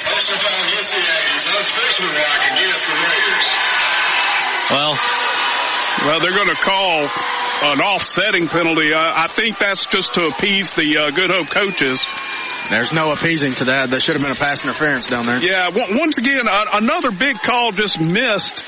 That is a game-changing call, because if you call that, it's still fourth down because it's only a 15-yard penalty, but it's at that point it's fourth and 8. That would be a personal foul. That would make it an automatic first. Look, not a pass interference. You can't give tater tots when someone wants French fries. All right? I got you there. That's the thing there. You can't give one thing or the other, but I'm sure it's just to shut these coaches up and get this game over with because they know tensions are running hot. Like I said, I think that's the only reason the personal foul on Fairview was called, because just to appease the Good Hope bench on that one. Man, they're just going to drop down to a knee here, Fairview is. And Fairview will end their season undefeated for the second straight year. Good Hope's going to drop to 8-2. But it was a much better outcome than it was last year, as Fairview came to James Shabel last year and absolutely had their way with the Raiders. And this year, Good Hope gave them everything they wanted, and that's 2 straight weeks. Now, here's the concern if you're Fairview. That's 2 straight weeks you have struggled. Yeah. Last week against a 1-8 Sardis team, and then this week, now, granted, Good Hope is a really good football team. But they've had time since that Sardis matchup to adjust. That was probably 2-3 weeks ago now at this point. They ran across their region, claimed the championship last week. So if you're good, or if you're Fairview, this is really just not a scare as much because you just played a really good defensive team. You played probably one of the best defensive teams in the state. Absolutely. I would love to see if this is, because they were averaging 40 plus a game. I would love to see if this is the least they've scored all year long. It is. Yes. This is the least that they've held Fairview to this year. So one of those games that just comes down to the last quarter and really was decided by those late plays. And you hate to see it for Good Hope, but season's not over. You still got plenty of football to play. Well, and that's what we talked about pregame was, in the grand scheme of things, and please do not misunderstand when I say this, but in the grand scheme, this game means nothing. Right. No, this game does not mean you're revoked your playoff spot. Doesn't mean you're playing a 3 seed. Doesn't mean you're playing a 4 seed. Doesn't mean you're traveling to the gates of, wherever to play a football game. This means you still get your spot. You still get to host that first round next week with Cherokee County. It still means you get to continue their season. It just really, it's one of those games that I feel like you're going to take this and think about it next week and practice and go, whoever we got on our schedule next week, Cherokee County, we're going to crush them because we're going to think about this game over and out. The memories are going to play in and out of our heads. Well, listen, I've had a chance to already watch some Cherokee County film, and if we just play like we did tonight, we'll have just as good of an outcome next week because that's all that Cherokee County wants to do, too, is they just want to hand it off to their good athlete running back. Well, he's no Jacob Cornejo, though. No, he's no Cornejo, definitely. He's graduated, right? Yeah, he's gone. He's long gone. That guy was incredible. But, going back to tonight's game, it hurts, because that is a county rival. All these kids, like we said, they know each other. I tell you, I could not be more proud of Good Hope. No, not at all. You had just a few plays that really made the difference in the game. All right, now we are at Fairview. Yes, we are in the cauldron. Undefeated Fairview, number 4 in Class 5A, which is a step above where you are, and you just took them to the wire. Yeah. I mean, it took a last 2-minute touchdown for them to beat you. So on top of just because it's an in-county rivalry, yeah, it might have not meant nothing, but at the end of the day, you've got to take away from this and say, dude, we played the best we could. Offensively wise, no, but defensive wise, that's the best defensive game we played. Yeah, you're not going to see a Good Hope team play better defense than we did tonight. Yeah, did we have a couple of plays late that hurt us a little bit? Yes. But over the whole game, wow, what a defensive effort by Coach Scott's defense and Coach Scott as a whole. The offense, we came out with I don't want to say a brand new offense, but something that we haven't seen all year. We really spread Fairview out and made their bigger guys run sideline to sideline. It worked for a while. They made a few adjustments. And once again, you just give credit to Fairview. Yes, absolutely. Give credit to the Aggies. For the second straight year, they're an undefeated regular season. They're 10-0 for 2 straight years now. Like we said earlier, number 4 in the state.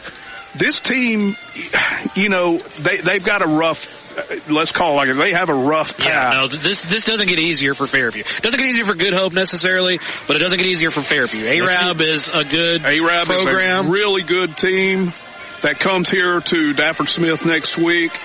And I believe if they get through that game, they would probably have to play, I want to say off the top of my head, they'll have to play Ramsey out of Birmingham.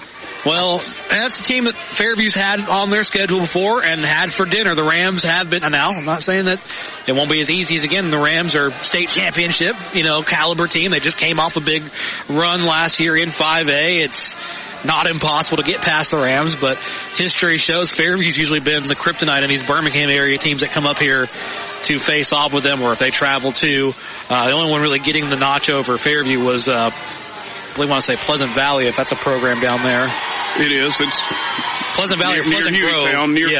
Pleasant Grove near Hueytown. Yes. Pleasant Grove in the 3rd round got Fairview, but I will say, like we are talking about Fairview not having an easy path.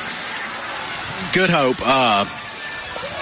You open up with arguably one of the worst cross regions you could have matched up with, and you got to face a really good Cherokee County team next week. Then it don't get no better, because then you're probably going to have to travel. If you somehow win next week, you've got to travel to probably one of the best teams in 4A in West Morgan.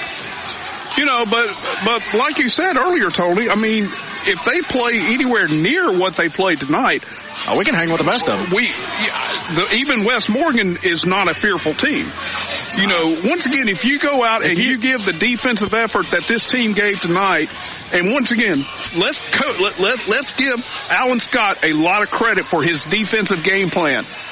Jake Harper, he made a couple plays late in this game. He didn't come anywhere near 100 yards of offense. No, we held him back a lot this year. But I don't have the stats, but we don't have an official stat sheet. But I would be shocked if he ran for 50 the whole night. But I will say, like you brought up, a good point is, we hang with the best of them. If Good Hope plays like this, but with a decent offensive performance going out, your hardest matchup will be a round 4 matchup against Anniston. Yeah, and that's really all you can really look for in the ceiling. State championship game is, I think, further away this year. I believe we're at Whitney Hancock this year. Or Hancock Whitney, I'm sorry. Down in Mobile. Yeah, I believe we've recycled from playing in Bryant Denny and Jordan Hare. We moved it now to Protective and Hancock Whitney, and then I believe they may have put Veteran Stadium in the mix, but I could be mistaken. I'll have to check the stats on that officially. I do have an Odin's Auto Glass Big Glass regional scoreboard update. West Point trailing Brewer 24-17, and final score Oak Grove, the Tigers over the Hansville Bulldogs 70-15. Man, can we get this team on our schedule next year, Hansville? Well, that won't be the playoff game, but yeah, it'd be nice. But once again, really good performance by Good Hope all around. I'm not going to hang my head about this. Because not at all. Because you just come in here. Now, there's a difference. When we played Hamilton and we lost that game, I went home angry. This game is a game that I'm not going to go home angry, because realistically, this team should have beat us by 4 touchdowns. Yeah. And they beat us by 1. This is one of those games that, you know, if Good Hope were to surpass and make it to that 4th round with Anniston like you were talking about, the people that write the newspaper articles will look back at this game and say, well, hey, I mean, they did play Fairview pretty close, because I feel like Fairview will be also chasing them behind it in that 3rd or 4th round seed as long as they can get past those tough teams in Birmingham. So it's all about getting past Arab first for them. It's all about getting past Cherokee County first. You really can't set your hopes anywhere until you get to that 1st round, which we'll have next week here on the Good Hope Raider Sports Network, brought to you by Cleaning Moore Coleman. I'll have it next week. You'll have it next week, yeah. Yeah, Tyson will be in the box doing his PA work, and once Dylan again, will be somewhere. I'll let you know. As Tony just said, he will have the first round playoff game against Cherokee County here on the Good Hope Raider Network. I will be in the press box doing the handling the PA duties at James Chable Stadium as normal. So we're going to encourage everyone to come out and support this team. Yes. You know, once again, it's a bit of a heartbreaker tonight, but man, there's so many good things to build on. And a lot of things that we can take away from here, because it's like that offense was abysmal in the second half, and we couldn't find anything. You know, we had some questionable things that happened right there at the end of the game, but that's nothing we can fix now. We just let's just piggyback off the momentum that we just held one of the best teams in 5A to 14 points, and actually had them probably pooping their pants 99.9% of this game. Yeah, no, you had them on alert. Probably 3 of 4 quarters, actually really 3 of 4 quarters, you had them on alert. So, well, we're going to send you back to Halloween Town as we will rein in the festivities of the holiday. Thank you for listening. Final score 14-7. Fairview will beat Good Hope. Good Hope next week at home, James Chable Stadium, hosting